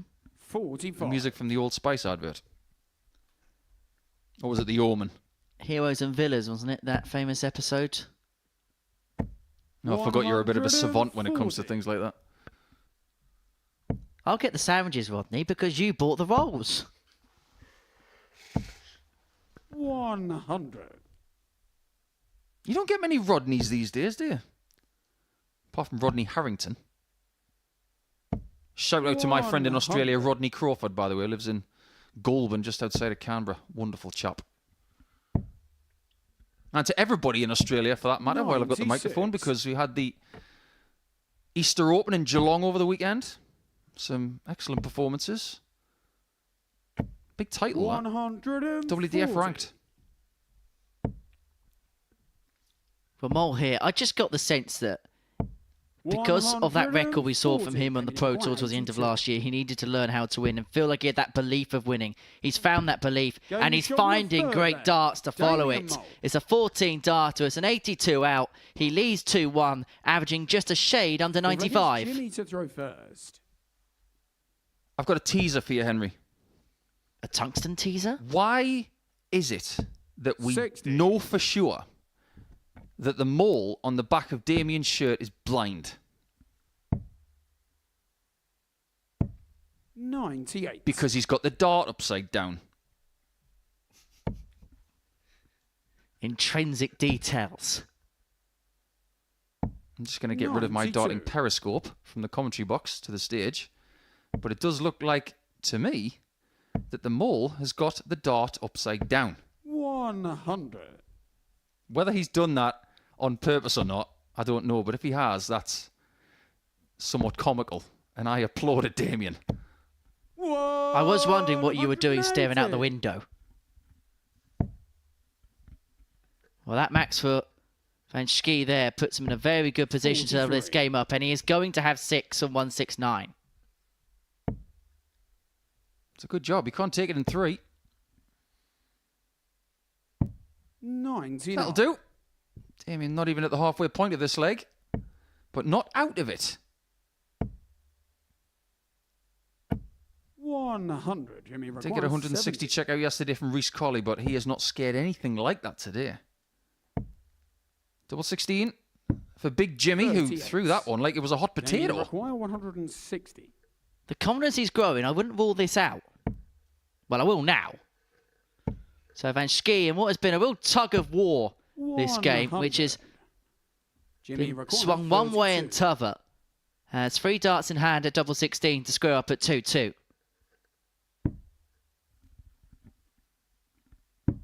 Game shot. Great shot. And by the way, Henry, Jimmy you might Van want to be Schie. careful saying t'other, considering how much you've given to the Owls fans over the last couple of days.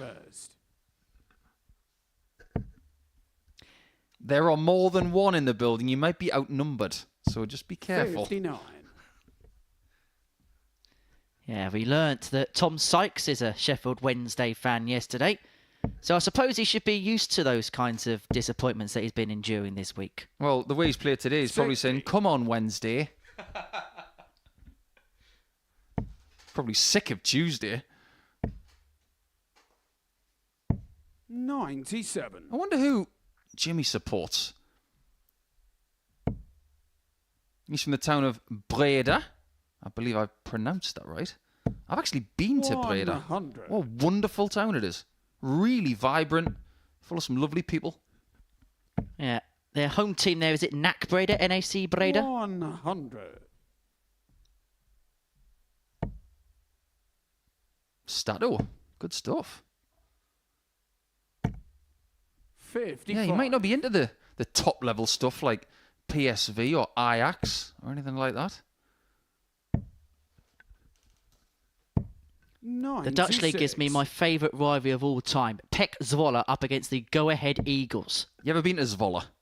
No, but I've heard good things. Great place. One of the best hotels I've ever stayed in Zwolle. The Dutch deliver when it comes to many, many things. Cheese, 97. flowers, dart players, speed skaters, great named swimmers like Pieter van den Hockenband. Great swimmer. 94. Damien Beat Ian McGuire, Thorpe. 52. Damien Mole is hoping to swim his way He's on towards the fifth success. there. That's a 17 Damien darter. Mole. He leads 3-2, averaging 92. And he's a leg away from beating Jimmy Van Schie and Sigurgis Jimmy to really join putting first. himself in amongst that mix for Group B. He's kind of been the player where everybody kind of just above him have been scoundering and 57. scampering throughout the course of the day. He's been able to really pick apart those points against those types of players, and he's really put himself in the mix as a consequence of that. 135. He's becoming a more potent threat for the rest of the week as a result of Tuesday, that's for sure. This is an all-Dutch clash, of course, and 41. it reminds me of one of the most important things that have happened in darts history, because the first ever live 9-dart leg 96. was in the Netherlands. You might think it was Taylor versus Mason at the match play. It was not. It was Sean Greatbatch versus Steve Coote. 140. And the commentary was so good. That's where we got the pronunciation of double 18 at its peak. Double 18, phenomenal. And it is double 18 that has been the nemesis of Jimmy Van Schie this week. 37. Damien McGuire, 130. 130 for Damien for the match. He's got 6 from here to seal the job. And he's going to need the full quota of darts to do 58. exactly that. This has been a really good performance. It's been a really good day for him. He can head back to his hotel for the completion of the day's play, happy with the work that he has put in. Absolutely no doubt about that. If this goes, 72. he will feel superb about his chances of playing well tomorrow. What a difference a day makes. 32. But he is still to Jimmy cross the McGuire, finishing line in this one. 126. And he may be pegged back to a last leg if Van Schie can take out the 1-2-6. Well, Jimmy Van Schie's got to do a Femke Bol here. He's got to find a ridiculous sprint finish. Doesn't look like he's going to do it, though. 46. Damien McGuire, 40. Tops for Damien. He's getting closer, No but he score. cannot find a way in, and so Van Schie to send us all the way. I don't think he would have been expecting this opportunity to arise, but he now has to Jimmy take full McGuire, advantage of 80. it. And Jimmy's left a little bit of water in his glass, so that's a good sign. He thinks it's going to be a 7th leg.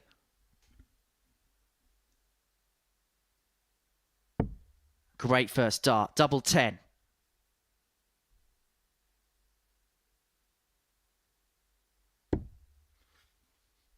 Precarious. And 60. almost there. But by the merest of Damien margins, McGuire, he 40. misses. And Mole is back. And he will not snuff another chance by as he seals a Damien 4-2 Mole. success against Jimmy Van Schie, who thought he'd actually found the double to send us all the way, but it grazed the wire.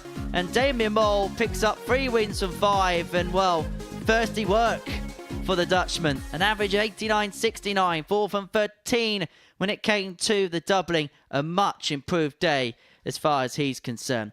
Well, Stephen Johnstone can move himself on to 16 points if he can get the better of Rhys Colley, and that would realistically send Chaos out of the mix.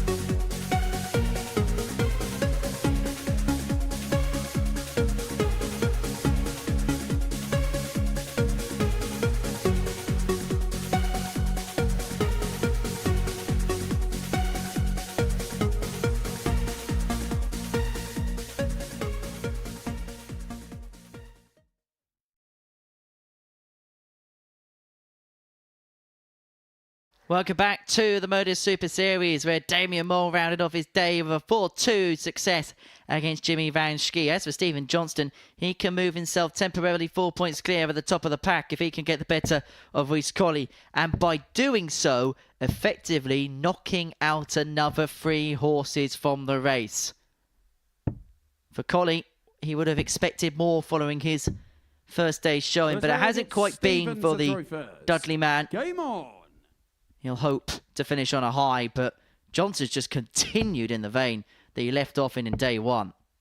It's been a carbon copy. 100. Big finishes, spirit, and a terrible second round. Let's face facts. 60. When you've won 8 points on a Monday, and you go to bed that Monday night, and you think to yourself, well, I'd like more of the same tomorrow. 60. You don't expect it to follow exactly the same, but that has happened until now. We don't know what Chapter 5 of Tuesday holds 100. for Steve. Or Stephen, sorry. Oh, that's a good one. 77. That might have wrecked the flight and the stem. That's another one for the Super Series of Robin Hoods. Well, the issue he's got is he's got 100. nothing on the table. There's no spare, so if there is damage, then he's going to have to continue until the game is through. 100. Well, let's face facts. Both of them need a bit of a telling here. Anything can happen in 7 legs. You could snap a dart, you could snap a point, you 81. could ruin a stem, you could ruin a flight. 124. Take spares. Taking out ton plus outs has been Johnston's wheelhouse today, and he nearly bended the ball for 99. another. Richard It would have been his Recorder, 5th of the session. 160. Rhys Colley's found that small 5 a fair bit today. 44. Stephen required 25. That is double 8. 21. He misses multiple chances required and 160. wafts it away like a pesky bee. Well, this would sting if he can pin tops. 96. And that would have said a lot about the character and Stephen resolve of required Rhys Colley if after everything's been thrown at him, he could have taken something like that out. But Johnstone back for double 2 to win the opening leg. Game shot in the first leg. Everything seems to be going his Stephen way. Johnstone. People seem to be missing darts at double. He's hitting big shots when he needs to. Everything seems to be aligning Second leg, it's Rhys for to Johnston first. at this time. I'm going to go back to this equipment issue because anybody who's an aspiring dart player out there who thinks that it's okay to take no spares on 140. stage or into a game arena, think again. Both players have missed a step here, in my opinion. 100.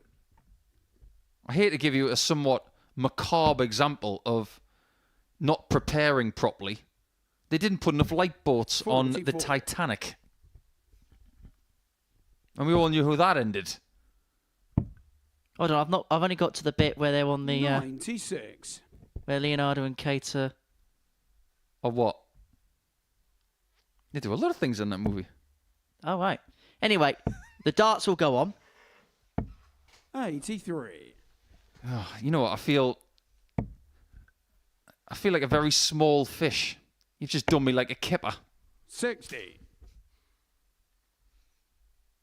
You get those up in Scotland a bit more than you do down in England, and they are glorious things. 96. I once had kippers with Gary Anderson in Shetland. What a lovely breakfast that was. Well, Rhys Colley will feel like he's hit a bit of an iceberg today. 138 to square up at 1-1. Another one of them would have left double 12. And why have I got a sick feeling that Johnstone may just take this out? 160. Pass the bucket.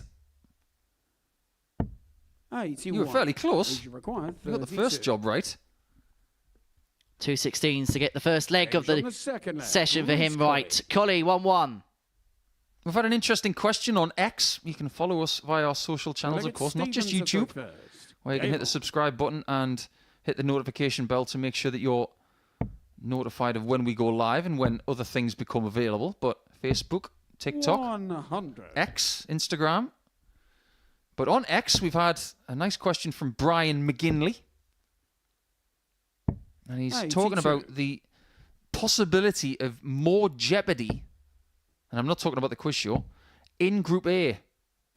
Maybe talking about the possibility of 140. the bottom player after 3 days being eliminated. It's an interesting concept. Imagine how heartbreaking that would be if you travelled all the way from New Zealand out after 3 days. But darts is supposed to have jeopardy, so I see where you're coming from, Brian. 100. And that will be passed on and thought about. But there has been changes as well into the prize structure. So instead of an all-round 96. appearance fee, players will now 161. play for prize money based on their positioning in the group. And so 83. if you win Group A, you get a real nice bonus, double the money that you get for the player that finishes second. And then the prize structure will follow on and so forth in every single position there on in. So second get more than third. And that's the same for Group C and B. 78. So every game in every position means something. That's the way it should be. Game shot And that's how 78 checkouts should Stephen be. Johnston. You ever wondered? Because when you watch top-level darts a lot, Look, it's Reese to throw first. the majority of Game. right-handers always seem to point to the left. You ever wondered who they're pointing at? We know that Johnny Clayton points to the camera. 140. But at the minute, Stephen Johnson, when he's doing something good, he's pointing to the right. The only thing he's pointing at is the stage set, because there's nobody there. 100. Unless he's pointing at the referee, which I'm sure is not the case. Well, usually players in the PDC will point out to the left because that is where their family will be sat. As you watch a walk-on, it's to the right of the camera shots. Yeah, for most 45. players, they've got somebody with them, and they like to point towards those inspirational people. Do you remember the Premier League in Bournemouth at the BIC where they used to walk on from the side of the 95. stage upwards? Yeah. You ever notice that Robert Thornton used to point high right when he had 180s or hit a big shot? Why is that? 100. Because his wife Christine used to sit in a completely different position, and he was always pointing at her. 44. What a lovely woman. But someone you would never cross. I haven't seen Christine in a while. I hope she's well. Robert Thornton, is he the best player not to have won a week here? 132. He'd have to be, wouldn't he? 10 appearances, 10 finals, 0 wins. It has to be. Colley is left top tier to square this game up at 2-2. 59. We should require 40. Reece could do himself a favour by hitting this, and that favour would multiply for other players Game shot on the because they fullback. really want him to Reece peg Colley. Johnston back. The last thing they need is for Johnston to get to 16 it's points Stevens overnight. who's If he's first. pegged back to Game. 14, Pilgrim will be very happy ahead of his game with Sykes. You've got to give credit to the character of 100. Colley here because it could have been so easy for him to have unravelled in this match, particularly the way that Stephen got out the gate. But 100. he's sticking with the task and he is just beginning to get some rewards for that. Now, Reece is still very young. There it is. 180. Pointing to the wall. Lovely. Well done, Wall. And well done, Stephen. But Reece is very young. He's got an awful lot of time ahead of him. I think he's ahead of his plan. People want to hit their peak around their early 30s, I think. 140. So Reece has got plenty of time to reach that peak over the next 6 or 7 years. Well, Colley must have been thinking, just when I thought I was giving myself a chance, leave myself 1-2-1 after 9, Johnston is on for an 11. But he doesn't take it out in 12, and you could hear exactly what he thought of that. Well, this could smart.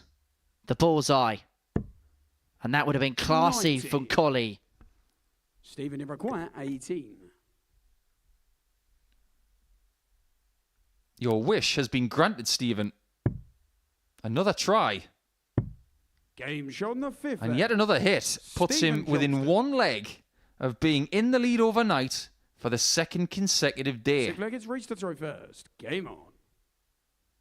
And to take his lead back to 4 points. 100. The dream scenario for Stephen is that he wins this game, and then Tom Sykes does him a favour in match 15. If that happens, he's gone from a 2-point advantage from Monday to Tuesday to a 4-point advantage from Tuesday to Wednesday. 100. His dream return couldn't have got much better. I think people are starting to take Johnstone seriously. I know I am. I wasn't sure what to expect from him this week, 97. but I am seriously impressed. And there are plenty of really good players at his level in Scotland. 140. What have you just done, Stephen? You know that's a schoolboy error, so I'm going to give you an F for maths. And that's probably the first 59. mistake we've seen from him, really, in that particular department. There's not much that we've been able to pick up and criticise, 45. which is a credit to him, because we're picking up the small 120. minor details. Well, he's had a couple of goes at this 120 today, as Reece Colley. He's already missed tops for it. Can he pin it now? He doesn't like the lie or the sit of the first two. Drags below, and how many times has tops dragged below for him today? Yeah, he couldn't fade it around the tree. Whereas Johnstone does not get a shot at the bullseye, which is a bit of a surprise, really, considering how many chances he's had at it this week. Well, this, to take us all the way, Game and show all the the way we sixth go, and credit's got to Reece go here Colley. to Reece Colley, who has just stuck with it. After that game against Daryl Pilgrim, there was just Seventh and final against one or Stephen two to throw concerns first. about him, but Game on. he's been embroiled into a real battle with Stephen Johnstone, and he has kept himself up with the task. And this is a huge leg incoming. If Colley can win it, 30. he's back to within 4 points. But if Johnstone wins this leg, then you just begin to get the sense that he's going to put himself in a real privileged position in the group. But Colley kicks off 180. Max. Even though today has not been a 26. great day for Reece, if he was to win this leg, he'd finish on 10 points after a couple of days 100. and still be only 4 points behind the top spot. That's manageable. I always say going into Wednesday, you want to be within 2 points. 4 points maximum. 6, very unlikely you're going to win the group. However, at this point in time, if he can leave Tuesday with a 140. really good result, and his leg difference isn't dramatically bad, things are possible 140. tomorrow. Reece require 81. He's got 6 for the match. He's left 81 after 9 against the throw. He could win it with an 11 darter here by pinning double 12. 57. But he's going to get more chances. He's very thankful for that. But he needs to be thankful to himself because he's done everything 140. right in this Reece leg. require Apart from 24. hitting the winning shot, which could be coming now. Perfect guide. 2 perfect guides. But he can't find it. And Johnstone could nick it right at the death. Yeah, come on out. We've got you surrounded.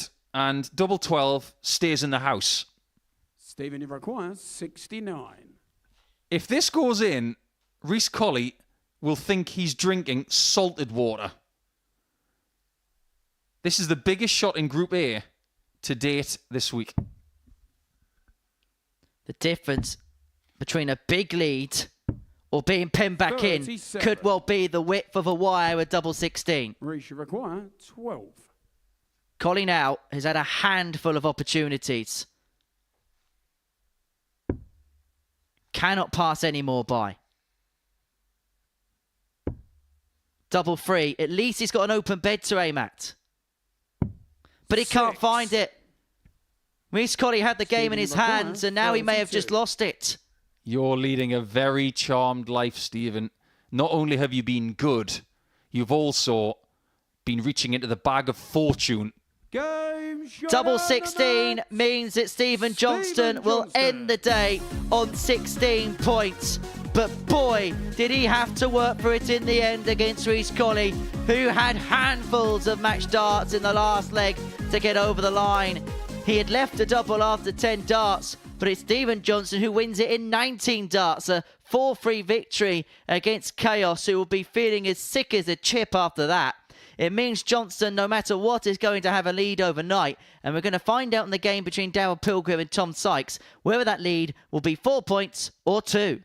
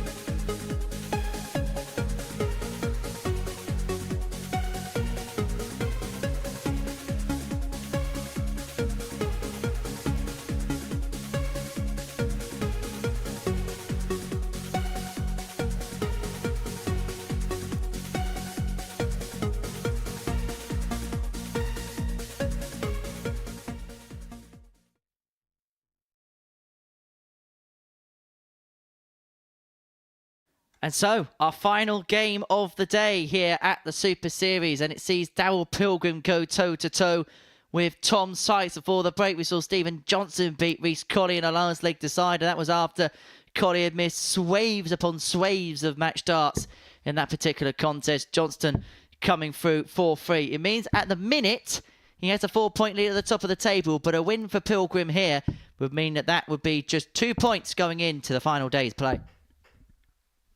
First leg, it's Daryl to throw first. Game on. We were all thinking that it was going to be these two battling for that top spot in Group A. Daryl is still in with a very good shot at it. 43. Tom is 4 points behind his opponent in this match. And currently 8 behind that of Stephen Johnstone. 100. If Tom wins and is 6 behind overnight, it's possible, but it's almost unprecedented. 100. However, if Daryl is 2 points behind, that's been done plenty of times. And make no mistake, if Stephen Johnstone is 2 points in front overnight, he will be twitching just a little bit going into the final day of the group. Well, I just want to give you the complexities of the first few rounds of fixtures for tomorrow, because Stephen Johnston's going to come straight out the bat. He plays game 1 against Reece Colley. Daryl Pilgrim doesn't play till game 3. That's followed by Stephen Johnstone at the beginning of round 2. Daryl Pilgrim will then play Reece Colley. Game 7 is where Johnstone and Pilgrim will meet.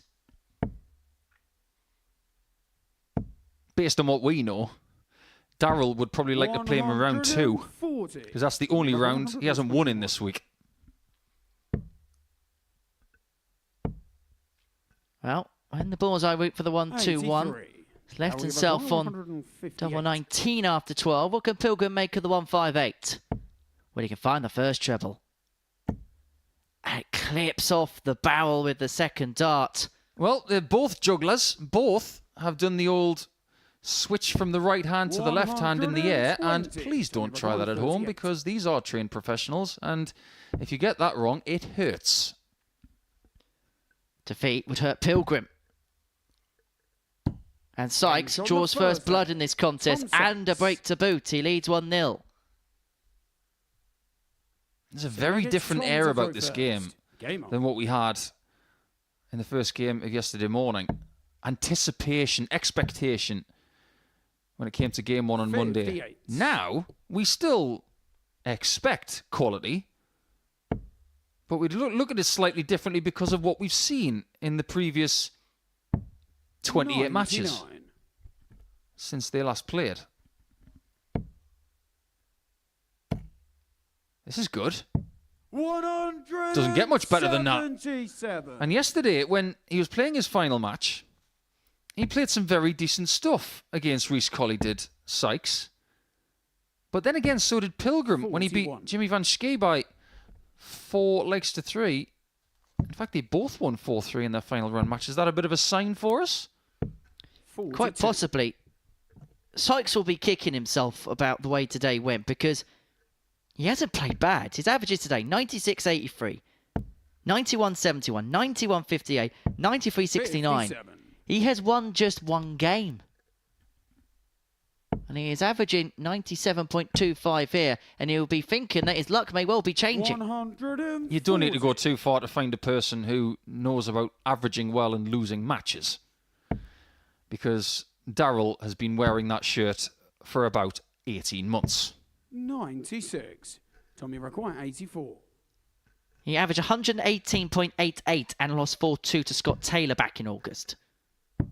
His response to that, in fairness, was to average 122.69 in the next game. What are you saying, Henry? You think he's got some sort of bounce-back ability? Yeah. 94. Tommy Require, Double 16, 32. 4-16, and to put Sykes 2 up. That looks good. That looks even Change on the better. second leg. Tom Sykes. He is scything his way through this game. And right now, Stephen Johnstone, who might be leaving the building, is leaving with a very Mr. Burns-esque excellent. Well, this could be a complete and utter roles reversal of the fixture yesterday, where Pilgrim bashed Sykes aside in little to no time at all, 4-0. Yeah, that was a really weird game. Sykes was using new equipment, new points, looked very unsettled, and Pilgrim took full advantage of that with a typical steady display. 100. Fair to say that Tom is in better nick now than he was in that first game yesterday. 140. The scoring power, the doubling, the overall performance here tells you a very bright story. Averaging 100, 40% on the doubles, and that is a 95. formula that has won World Championships, albeit in a slightly longer format. But it's a fairly similar marathon feel here, even if they do have to play a lot of sprints. 47 after 9. He's threatening the double break. Pilgrim can try and throw whatever he wants at it. And again, that third dart, which you've been talking about today. But this for Sykes, the opportunity to move free to the good. Double 16. Usually that's been the perfect guy, but it didn't quite work out on this occasion. Needs a skin saver here. Is he going to stay there? That was a 50-50 call. 58. Tommy requires 16. This is for 3-0. Oh, there you go. It is 3-0 to Sykes with another break of throw. This is bad news for Pilgrim. Not only is he staring down the barrel of losing this match, but his positive leg difference could be battered. Sykes, if he wins, goes to 10 points, and his leg difference would remain in the negative column at -2. That's if he wins this leg. But if Pilgrim loses 4-0, he'll go down to +7, which is that magical 8 legs different to that of Stephen Johnstone. He's not going to go down without a fight. Well, what a leg this could become. Oh, my. Oh, yes. What have you got in return, Daryl? Over to you, Mr. P. Well, that's perfect. Well, tremendous effort. But over to you, Tom, to finish the day in style. Come on, you know you want to. Tom? I think there was a portion of even Daryl Pilgrim wanted to see that. Because he's had a 9 on the stage. Tom hasn't yet. And we're going to have to keep waiting. But what a leg. What a performance. Well, he did this in the last leg, left 47 after 9. He won it in 13 in the end. He's averaging just under 109 here is Tom Sykes. He has saved his best for last. He's played well all day, but he has had no reward. Oh, and he's bust it. And you know what? It'd be so typical of his day if Pilgrim took the 116 out. How many times do you lose a leg where you're on a 9? He's not going to lose at this visit. But Sykes has got to put the 47 right, which he bust in the last visit. 2/16s. For a 4-0 victory and a statement result to end the day for Tom Sykes, averaging in excess of a ton, 101.9 in the end. He played so well all day, but it had no fruit for his labour. But he finally finds a win and finds it in style. And it means it's advantage Stephen Johnstone at the top of the group. He's going to have a 4-point lead going into tomorrow's proceedings. Have a look at that. Daryl Pilgrim averaged 94.11 and he didn't even get a go at a double in that match. He even tried to threaten a 9. And even Tom Sykes said, you know what, I'm going to go and have a go myself at one of them. Tom Sykes 4, Daryl Pilgrim 0. That rounds off the day's action.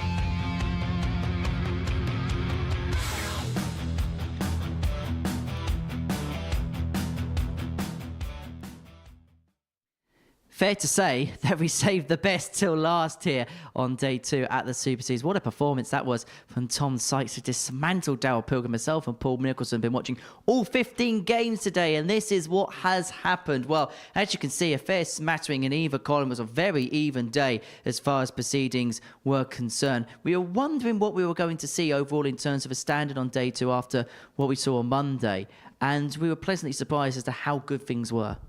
Yeah, there was a real risk that people couldn't live up to what they did on Monday, but if anything, we saw more grit and determination from Stephen Johnstone. He needed it in certain situations today. I think the only thing that he wasn't able to find out was how to win in round 2, but we'll get onto him in due course. But overall, I think the standard for the first 2 days has been fantastic. Well, we were wondering whether Stephen Johnstone could continue in the vein of form that he's been in day 1. His finishing today really was a real key towards his success on day 2. It does seem that that is a strength of his. So when it comes to things like bullseye finishes, of which they don't come much better than that, but that's not the first bullseye finish that he's had this week. He's had quite a few In fact, we think it's about 5 now. But if you think that's the only thing that's in his armoury, think again. I mean, 1-3-3 is a hard out. No deflections, 3 pure darts. And in moments like that, we're starting to look at someone who could definitely win this group with a 4-point advantage. So Johnston's got that 4-point lead overnight going into the final day's play, and it's Daryl Pilgrim who's going to be his closest challenger. Nothing he could have done about that last game against Tom Sykes, but he found ways of drawing out victories in other games. Yeah, he did. I still don't think we've seen the best of Daryl this week, but he understands the complexity of a week like this. He knows that you don't necessarily have to have the best in Group A as long as you find it in the secondary group, which it looks more likely he's going to be taking part in, because Johnstone's like a granite wall at the minute. He's just proving very, very hard to shift. But in that last game, the only way he could have beaten Tom Sykes was if he'd either been given 4 darts or if he'd gone out and put in one of those silly averages like he did in previous series. Well, it's most certainly becoming a group of 2 halves. We'll show you the table now and just dissect what we've seen, because it's Johnstone on 16, Pilgrim on 12, Sykes has moved himself on 10. Out of those players 3 downwards, who do you think will be the happiest with the day's efforts? That's a really good question. You look at Jimmy Van Schie, for instance. He's had exactly the same day today as he did yesterday. Started with a couple of wins and then lost 3 games after that. But I think Tom Sykes will be strangely happy with the way that things have gone for him eventually. He's averaged over 90 in every single game. And how many times have we sat in those commentary chairs and talked about people getting 10 points by doing that? He's walked away with a couple of wins and his numbers are going to be exceptional. But because of the last display beating Daryl Pilgrim 4-0, he'll feel good, but he's more than likely thinking about how am I going to get into Group B. And just quickly, Damien Mole, his bounce-back ability today, when you consider some of the numbers he put in yesterday, he feels like a player really growing in confidence, and we saw that in bucket spades today. Yeah, he's played so much better today. He looked more comfortable, more relaxed, and make no mistake, tomorrow he's going to be a horrible opponent for everyone, because he's going to fancy going through the card. And for someone who's at the bottom of the table going into Wednesday, that's not something we ever say. Mm-hmm.